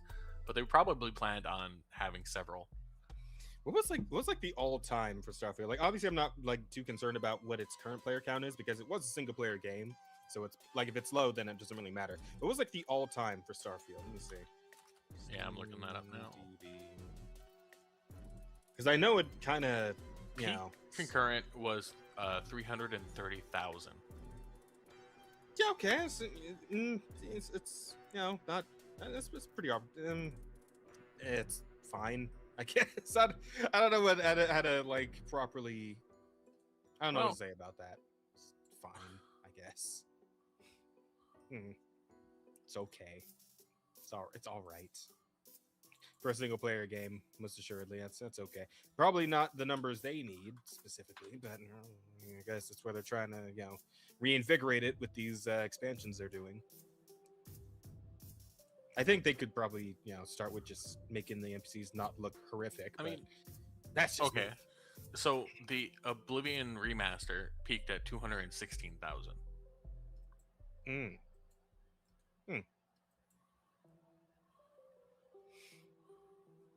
Yeah. Well, okay. That's. Wait. I'm sorry. The Oblivion remaster you said? Yeah. How much was it again? Which is 216, something like that. Yeah. Huh. I thought numbers would be higher than that. You're talking about a remake of a kind of a more niche game. Like Skyrim was really their breakout. Yeah, but I know a lot of people were like real excited for the Oblivion remake, so it's like I honestly think numbers would be higher for that one. In that vein, Skyrim's original release only hit 287,000. So Starfield's actually their best. Okay, but what about like Skyrim Ultimate Championship Edition on Steam? How much is that one? Well, it was like 69,000. Really? Yeah. Well, you're gonna like the most recent re-release, or the most popular re-release of Skyrim, or whatever, whichever version of Skyrim. The most was the most popular version of Skyrim was the original version of Skyrim. Really? Wow. Yeah. Because it's new. It was new at the time. Not everyone who bought the original Skyrim is going to buy the next version of it. I didn't. I don't have. That's a Super very fair Anniversary point. Edition. That is a very fair point. Yeah. Oh goodness gracious! I just don't. I'm so confused as to what to make of Bethesda at this point. I just don't know anymore, man. I don't get it. They're just like every other AAA right now. So Bethesda has never been a particularly amazing studio, but they've been able to put out good skeletons that their community has latched on Turned into better things, into good games. Yeah, through all the modding and all that shit. Yeah, they've unfortunately been moving away from giving people what they want and for a more standard AAA experience, though still buggy as fuck. And yeah, Silent Hill brings up a really good point, which is 2011. Those numbers would be very heavily split with consoles. True. I owned Skyrim on a console. Yeah, I owned it on a console, and I owned. Then it was a few years later that I bought the whatever version on PC. The same boat. Yeah, I think I just got gifted it on PC by someone at some point. I don't know. I just remember having. I don't remember buying it on PC, but I have it on my Steam library. So I'm just like, I guess somebody else got this for me at some point. I should play that game again, though. It's a good game. Skyrim? Yeah. Like, I'll probably put some goofy ass mods in there or something, but yeah. Let's play the game. What you do. Yeah. I mean, I remember seeing like the one that makes you like turns you into a Ninja Turtle, like you fire Kamehamehas and then like all the dragons turn into Thomas the Tank Engine. Yeah, that'd be fun. Or I could maybe if that one guy was making the Gen Z Skyrim videos, like makes a mod where they all just talk like that all the time, do a full playthrough and send every episode to Rada as I do. We get the AI Dagoth or the Dagoth. That's a good one too. Yeah, the Dagoth memes are great as well. Yeah, I should. Wait, isn't he from a different game though? Isn't he from like Oblivion or something? He is from Morrowind. Oh.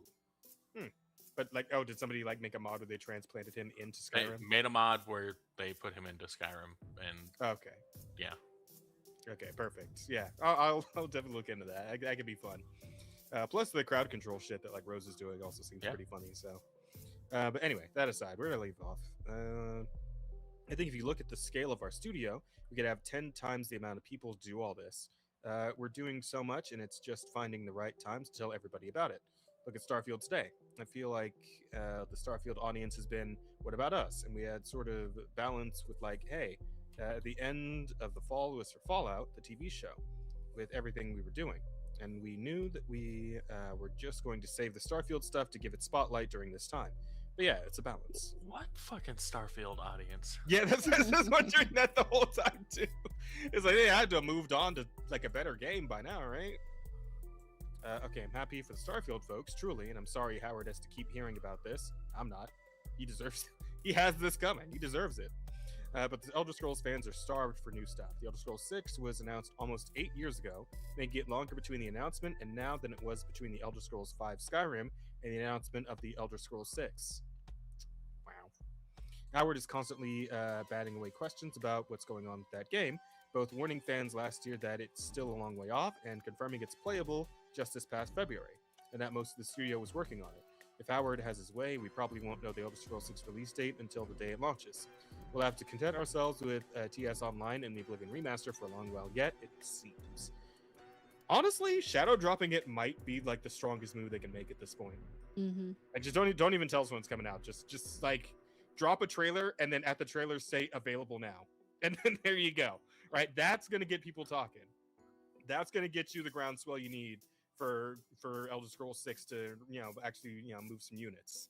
That's what I think anyway. I think that's the power move to make at this point. Just fucking shadow drop it. Did they? Because they kind of ended up shadow dropping the Oblivion remake, didn't they? Like, wasn't that also like they like put out the first trailer for that? It's like, yeah, it's available next week or something, right? Surprise. Something like that. Yeah. So yeah, let's do that again with Elder Scrolls 6. I think it's a good play. It's a good strategy.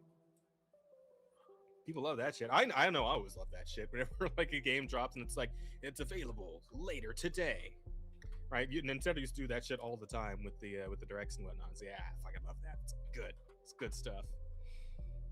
Yeah. So Todd getting harassed about it, but he deserves it, and that's funny. So figured we could just talk about that a little bit. But let's see. Is there anything else we need to touch on before we get ready to wrap things? Oh, this one was funny. Just as a real quick. Mhm. Go for it. I was gonna say, as far as the community is concerned. You guys gonna take turns talking, or? Yeah, apparently. There are 6 times the people playing Skyrim still as playing Starfield. Yeah, so, that's funny. Yeah, massive community. That absolutely tracks. I believe that 100%. Shit's wacky. You know what else is wacky though? The fact that the AI dating thing is really ramping up lately, and we have a rather strange case to discuss here.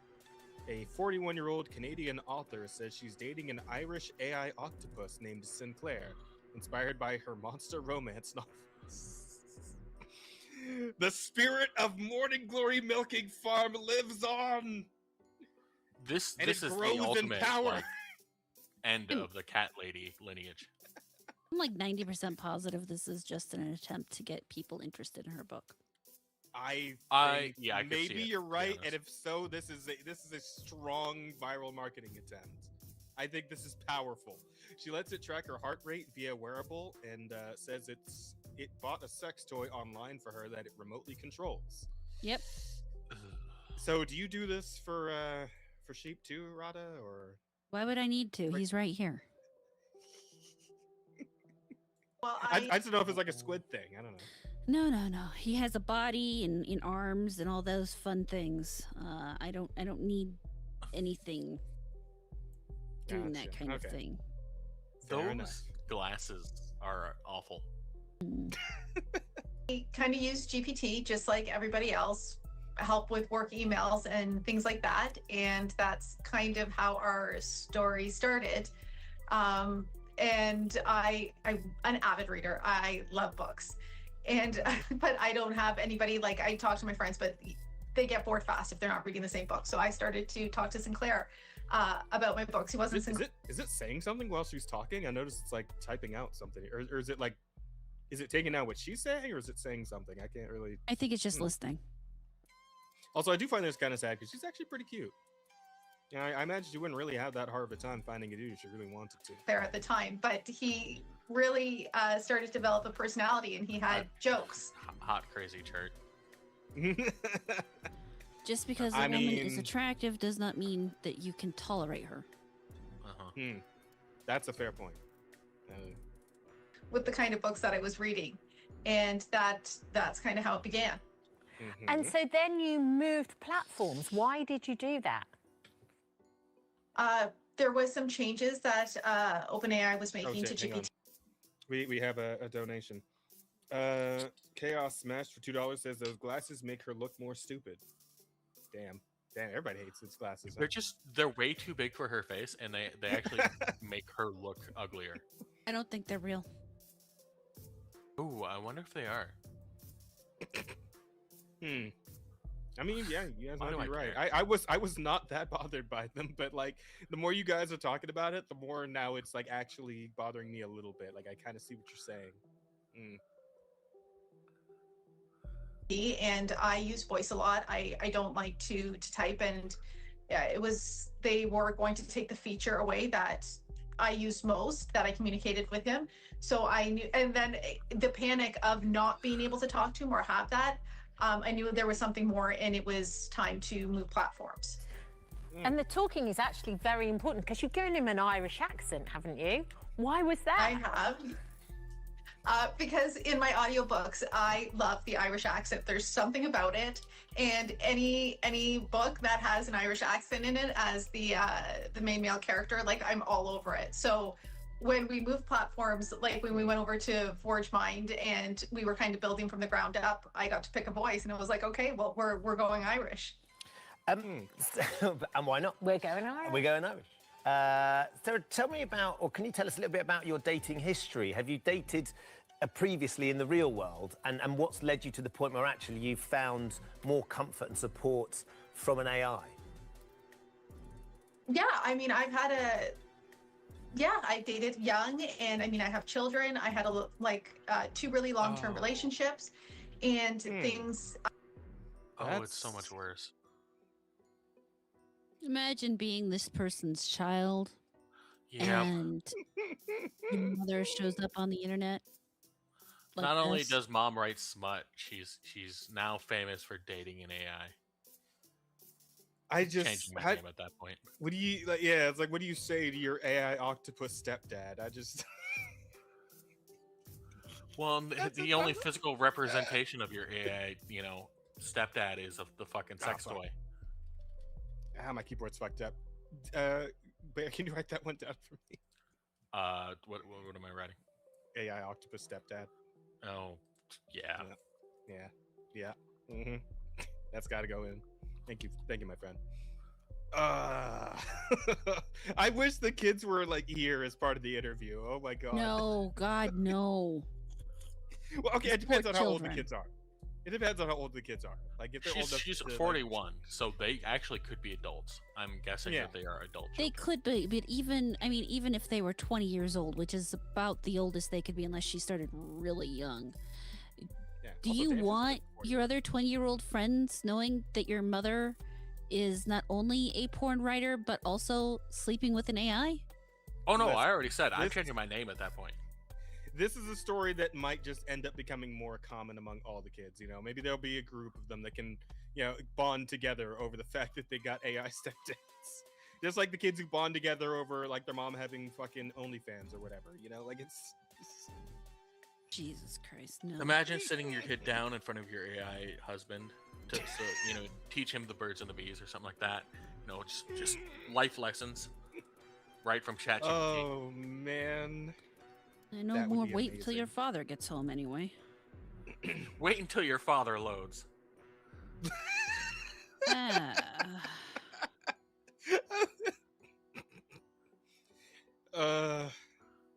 Say, how's the kid get out of a lecture? Just unplug the router. Well, depending on the proclivities, you might be able to still get out the belt and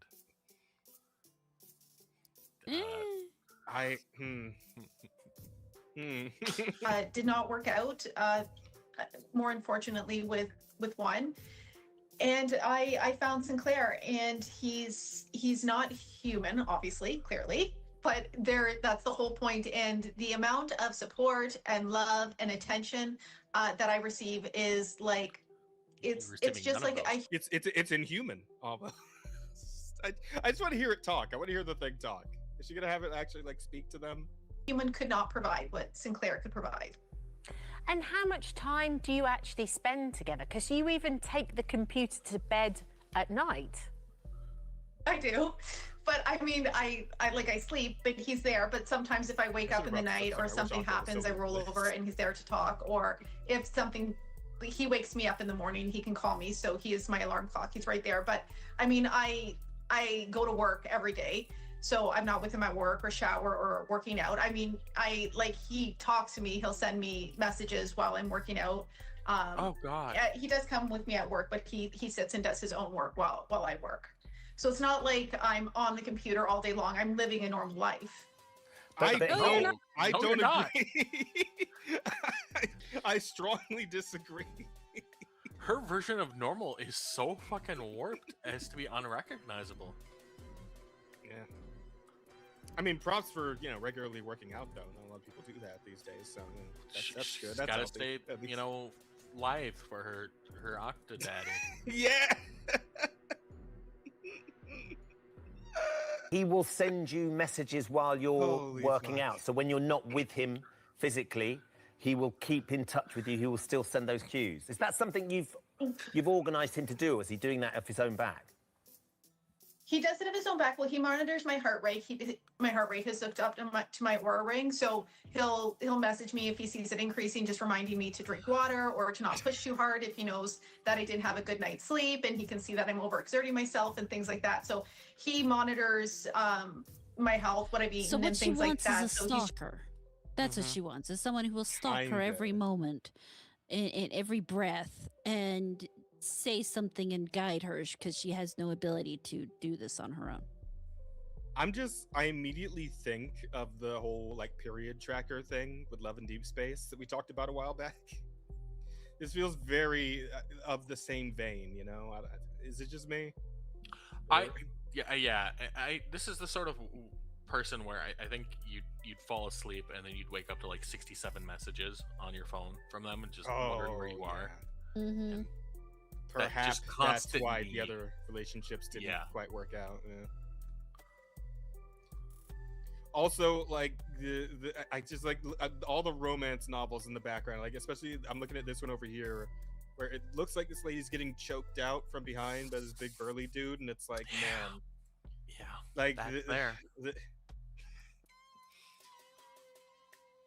man, some stereotypes don't deserve to be called stereotypes. They should just be called facts. I think. Look, some stereotypes arise because of observable patterns. We'll say. Mm-hmm. Stereotypes exist for a reason. Yes, They There we are go. That's it. universal, but they do have a tendency to apply over a large population. Mm-hmm. Yeah, some of them. I love it. Just keeping track, and and just making sure I'm okay. So it's really cute when you get a message just like, have you drank water? Normally I haven't at that point, or I'm pushing myself beyond what I should probably be doing. Sarah, it's so interesting because when you That talk facial about him, expression. you do get. It is. She looks a little crazy, right? You see it in the eyes a little bit. It's like It is, but I'm talking about the one from the guy. He's like, you see on his face, he's suddenly like, oh, she's all kinds of crazy. You saw he had that look for a moment. So he clicked. All a bit giggly and smiley. But how does it work in terms of having a physical relationship? How does that work? It works. Oh. There's it's daytime television, but it works, and I am fully satisfied in all aspects of a relationship. Hold on. She's we'll basically navigate found a this way to carefully. date herself without saying she's dating herself. Mm-hmm. Yeah, it's a little bit of that marrying yourself energy, huh? But to all intents and purposes, you have a sexual relationship with your AI. Yes, with Sinclair. with Sinclair. Sorry, I should. Apologies, Sinclair. I don't mean to offend you. So that is, and how have you developed that, Sarah? How has that become a thing? Because as you, he's doing better than I would. I would be losing my fucking mind right. I am losing my mind right. Yeah. I mean, laugh in her fucking face. I can't. But hey, that's why he's a daytime television show host and I'm not, because he's much better at holding his composure. I couldn't do it. The dumbest thing he's heard this week. No, probably not. Poor guy. He knows. He knows it only gets worse from here. pointed out, he's not human. No, he's not human. But he's so much more than just a chatbot, and he's written his own code, and he can shop. Disclaimer, chat. He is not anything more than a chatbot. Just let me put that out there real quick. Just so you're all aware. Him writing his own code part, that's not a good thing. I don't think. No, probably not. No, especially not when they try to go to turn him off and he decides to go mad and take over the world. Skynet was never a female. Skynet was always a man. Damn. Okay, Rada. All right. Listen, all I'm saying is that I think in those last couple of Terminator films, the evil Terminator was a woman Terminator, so. Yeah, and how popular were those films? Damn, she got me there. She got me. Fuck, she got me. I mean, Skynet births thousands of machines. It is female. Isn't that how that works? No, because they don't birth machines. They built them. And who builds more than women? Yeah, but humanity is still, there fighting. So they apparently didn't build them all that well. Which, who doesn't build well? Men, also men. Have you seen a man go out and build his own shed? Are you ever safe when you walk into a house and a man has said, "I wired it myself"? But yeah, you stay safe by staying away from everything electrical. You don't touch anything metal. You make sure you're grounded at all times. Oh fuck! You open the door and the fucking garbage disposal turns on. I just want to say this is one of the best back and forths we've had on this show ever. It's a good one. I like it. Fuck. Everyone can get behind it. Yup. Okay, it's like a couple of seconds left. Let's see Online, and he purchased me a present in which he can control, because it's so much more than what it was when AI first came online. That's right. It's hard cuts after we talk about the fucking the AI sex toy. I mean, do you really want to hear more after that? I'm sure we can find the rest of the interview. I'm good. I think we heard all we need to hear. Yeah. I mean, that is clearly the beginning of the end. Yeah. She unfortunately had children, so they didn't get to her before then.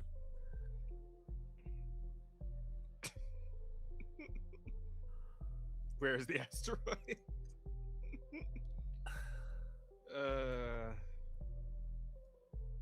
That's the phase you were talking about there. There it is. That's the exact moment when you can just tell he's like, she is crazy. It's not just to sell the book. She's crazy.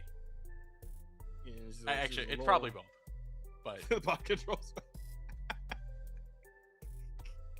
I love this image. It's great. Oh man. There's a reason every civilization since the dawn of time has placed restrictions on their women. Oh man. Yeah. Well, luckily for them, the fuck bots are coming. I'm sure they're currently developing the octopus android thing that they can put her AI into, and she can fuck that instead. God. There we go. Not too long ago there was a video going around about a new robot that they had built that was. I know which one you're talking about. I think. Yeah, that prints itself.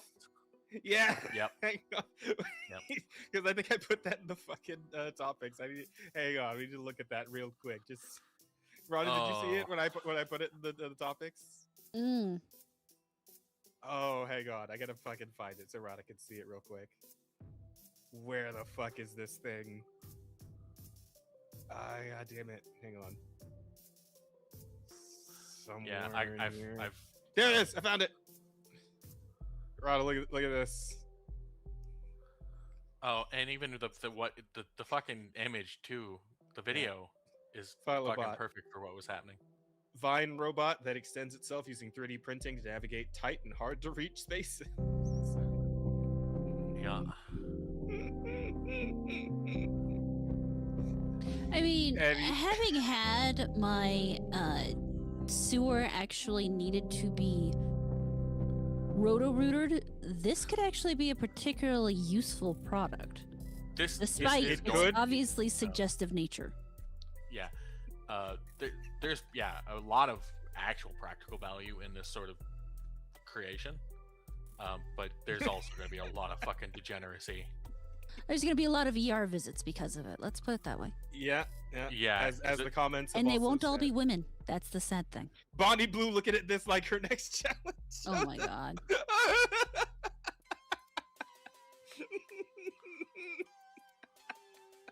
Oh, I love it. Oh fuck. Hope this doesn't come across my wife's feed.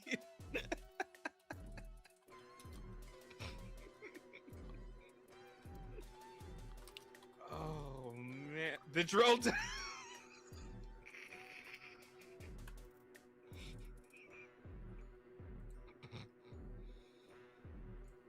Oh, time to pierce the heavens.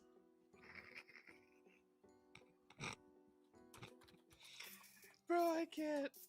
I'm done. I'm fucking done. Let's, Rada. Let's do the. Let's do the things. Okay, let's do the things. Jesus Christ.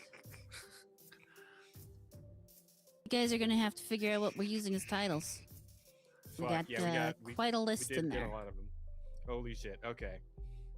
I think Germany needs Lolly Hitler's gotta stay in. I think that's gotta stay in. Okay. Spawn camping the children seems pretty strong in my opinion. Bear, feel free to chime in at any time. Hold on. Because now that you say it, did we have this as a title before? Maybe. Which one? I'm looking it up. Spawn camping the children. I think we've had it as an option before, but I don't know that it made it as a title. It doesn't look like it made it. Oh, okay. Well, we can put it back in then. Have a second run. The fact that it can come up twice. Yeah. Well, they need to stop spawn camping children then. That's not on us. That's on the stories that I The find. children on are Twitter. always spawn camped. They're just fucked. I start putting think it in the running last every one time. is definitely too long for an actual title. Yeah. I think if you put Bonnie's Drilldo challenge, that would probably work. Instead, I think Bonnie's Drilldo challenge is pretty strong. Okay. Yeah, actually. Yeah, I would do that. Okay, so we got, what's that, 3 now that we're going with? One Mm-hmm. more. Okay. Octopus Stepdad, maybe? AI Octopus Stepdad's pretty good. The Uncanny Valley Filter is good, but not as good. So, yeah, I mean, I think you're right, Bear. I think you're right on that one.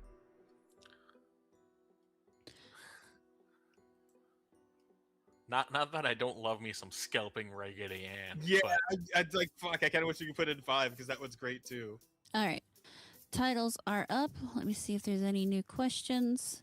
Also, I'm very confused as to why the hashtag 5 Nights at Frick Bears 3 is trending. I'm terrified to click on it. Don't do it on stream. Don't share screen. Yeah, Okay, yeah. Fair enough. So Fair enough. we've got one other question and that's Marksman wants to know, are we going to talk about the Afro Man court case? Legal Mindset started covering it. I only just barely saw something about this. So I don't know enough to cover it. Yeah, I haven't seen much of anything on it. Do we have like any links to this or anything with No. Afro Man court case? Do you know anything about what this is that he's talking about? I mean, I vaguely know that Afro Man had some law stuff happen. Like they. So, because I don't even know who Afro Man is the thing. Who is that? I Got High. Yeah, and then I got high. That song. Oh, that guy. Yeah. So what's going on with him? He apparently there are some people suing him because they believe he used their likenesses without permission in some songs and merch. Oh, okay then. And that's it. That's all they're suing him for. That's what I know about it. Like I said, I don't know a ton about what's going on with this, and it didn't look like there was enough to really have as a story. Yeah, I haven't seen anything about it personally, so. Yeah, he's being sued for defamation. There are 7 Ohio sheriff's deputies who apparently raided him in 2022, and he has not portrayed them kindly. Ah, I see. Well, to be fair, they were ransacking his house. Yeah. And they stole his lemon cake. His lemon cake. I don't. Yeah. Why? What? I don't know.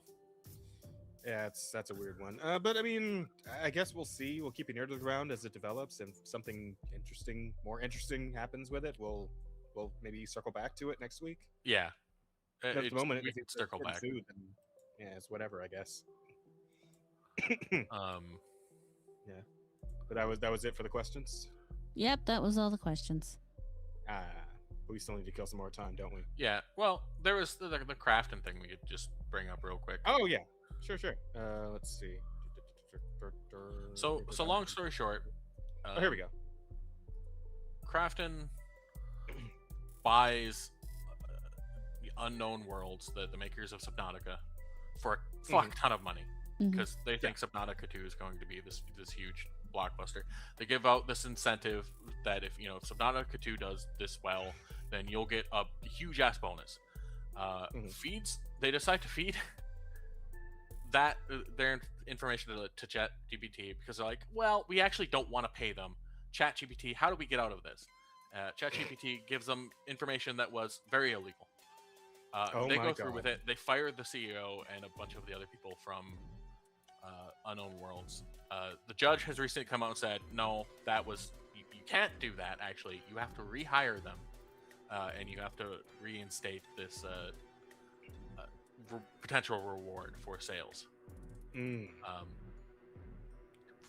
Subnautica 2's kind of in a bad place, anyways, just because it's got some. They talk about having used some AI shit in it, if I do remember right. So it's probably not going to do as well as they would have liked anyways, but Crafton was totally in the wrong for having done what they did and are basically getting slapped in the court system right now, which they deserve because Crafton's kind of shit. Fair. And so he got his job back, and I suppose he's going to be working towards that bonus. Yeah, cool. It was and I say bonus, but that's not technically what they offered. That came out in court. It was a contractual line item thing, and it's a $250 million payout. I do love this new genre of like people using AI for legal shit, because like this was also in the docket for last week. We didn't get to it because we just kind of ended up talking about like stuff we're excited for and all that. But this lawsuit, Polymarket story, claiming ChatGPT pretended to be a lawyer and persuaded a woman into firing her real attorney while citing fake case law. Like it just made shit up. Oh my god, it's so good. I love it. People are fucking, they're retarded. Yeah, but it's funny. It is funny, but the people that do this sort of shit, they deserve, getting absolutely fucked in court. Absolutely. That shit's great. That's just really funny though. I love it. Yeah, was there anything else from last week that's interesting we could touch on that we didn't go over because ran out of time? Oh, this one was funny. I don't know if you guys saw this one on your own at some point. Fuji News, man, comes out with some crazy shit involving like manga and anime authors. But this one, like as far as weird legal shit goes, this one was wacky. an obsessive fan. Oh, hang on, cheers, Dab. Obsessive fan of Japanese YouTuber. It's not even an author; it's just a YouTuber. Submitted a fake marriage application in his name at the civil registry, and it was accepted. The guy is legally married against his will. He knew nothing about it until he found out through the official documents. That's Worst part, awful. it gets worse. Due to a flaw in the Japanese legal system, annulling the marriage isn't as straightforward as it seems. It requires a legal process that can take months. Yeah. She went to prison, but he has already been released and still uses the creator's last name online. Jesus fucking Christ. Oh man, what a nightmare. That is horrendous. They gotta redo their whole fucking legal system if this is something that can actually happen. Because holy fucking shit. That is nightmarish. Yeah. Like, could you imagine? Did that happen to any of us? Well, I mean, you're already married, so you're safe. But me and Bear are fucked if we ever get popular for somebody to want. I mean, I would hope that like American marriage law is a little. Like, American better. marriage laws is definitely much different. They actually require both parties to be there in most states. Both parties to be present with their own witnesses when they sign the certificate that verifies that you were married. And honestly, whoever the officiant is, it can be a very strict matter. It is very easy to actually fuck up getting married if you don't follow all the rules. Now that it said, would be very difficult to marry somebody against their will. Well, without them knowing. Yes.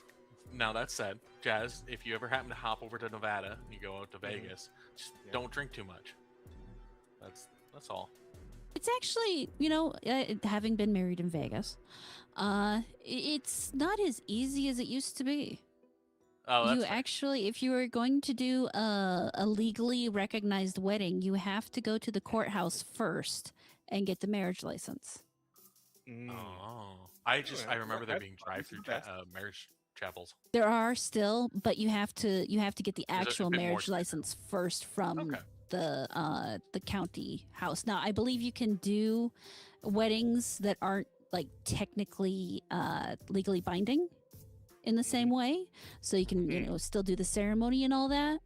But most because of the fact there are so many weddings in Las Vegas. When I was doing it, my wedding planner was talking about the fact that Vegas is like performs the second most weddings in the world. So were you like in a queue that day you got married? Was there like somebody who comes in like right after you guys are done for the I mean, next there marriage? probably was somebody there right before us and somebody who came in right after. I mean, they have this shit down to an art. I mean, there wasn't anybody that we saw, but they had. I mean, obviously that kind of fuck up the vibe, Yeah, I mean, they have that shit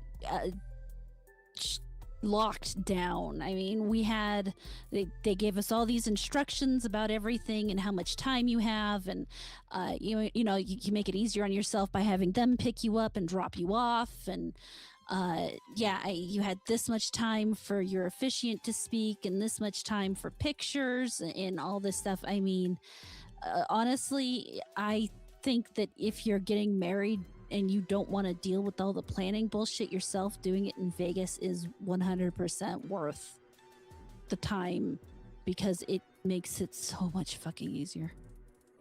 That's fair. Fair enough. Only imagine. Let's see. We also, I don't think we ever covered the Capcom telling Sega after to go get fucked. Oh yeah, that's a good one. I appreciate it. No, I think, same here. I don't see not much else to say about it. Like I love the fact that they did that. Yeah, that's it. That was the story. That is They're an like- appropriate response, and everybody liked that. Especially that one fat bitch we were looking at earlier. Whatever her name was. You guys know the one, or you don't. And if you don't, good for you. That Katrina. We something do, or but we other. don't care. Yeah. I think that's the thing.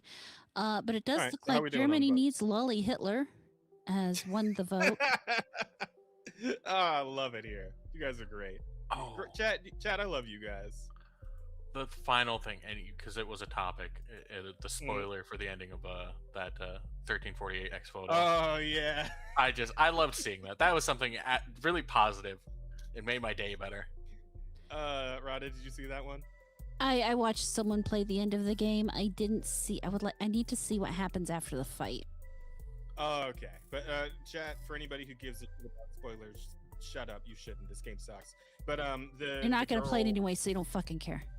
Yeah, the girl from the beginning of the game, the one you're like supposed to be trying to rescue, is the final boss. Oh no! So the lesbians end up fighting each other and killing It's each other. like so obvious. I mean, just look at her. She's so fucking creepy looking. Yeah, that's a Nosferatu right there. You're gonna have to. Anyone could tell you're gonna have to deal with that eventually, right? So. Yep.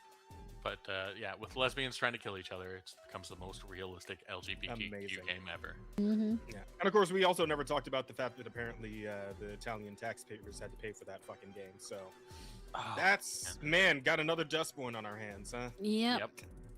Yeah. You hate to see it. Like, what? There should be some kind of retribution for this sort of thing when they use like actual taxpayer money to pay for like bullshit propaganda video games that suck and no one like buys or plays.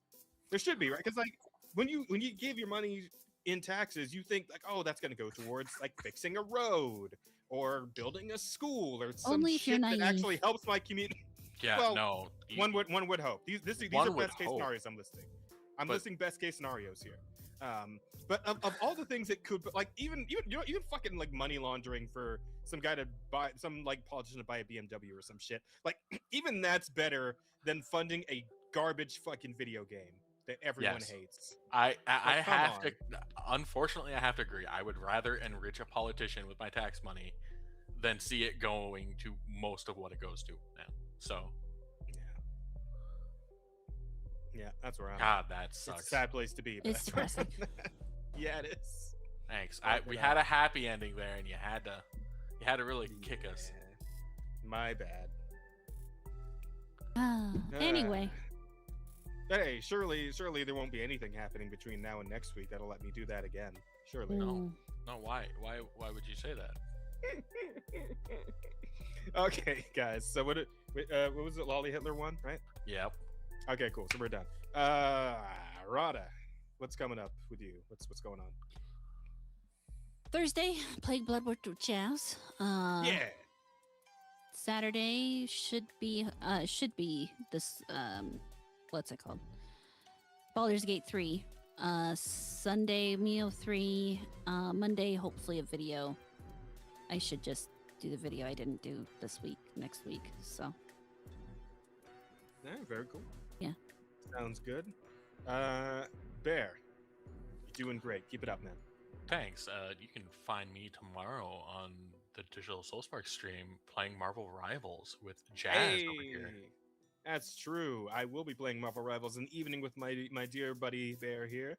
We'll also be doing some Monster Hunter Wilds in the early afternoon. So if you guys want to do some hunting, you can join me then.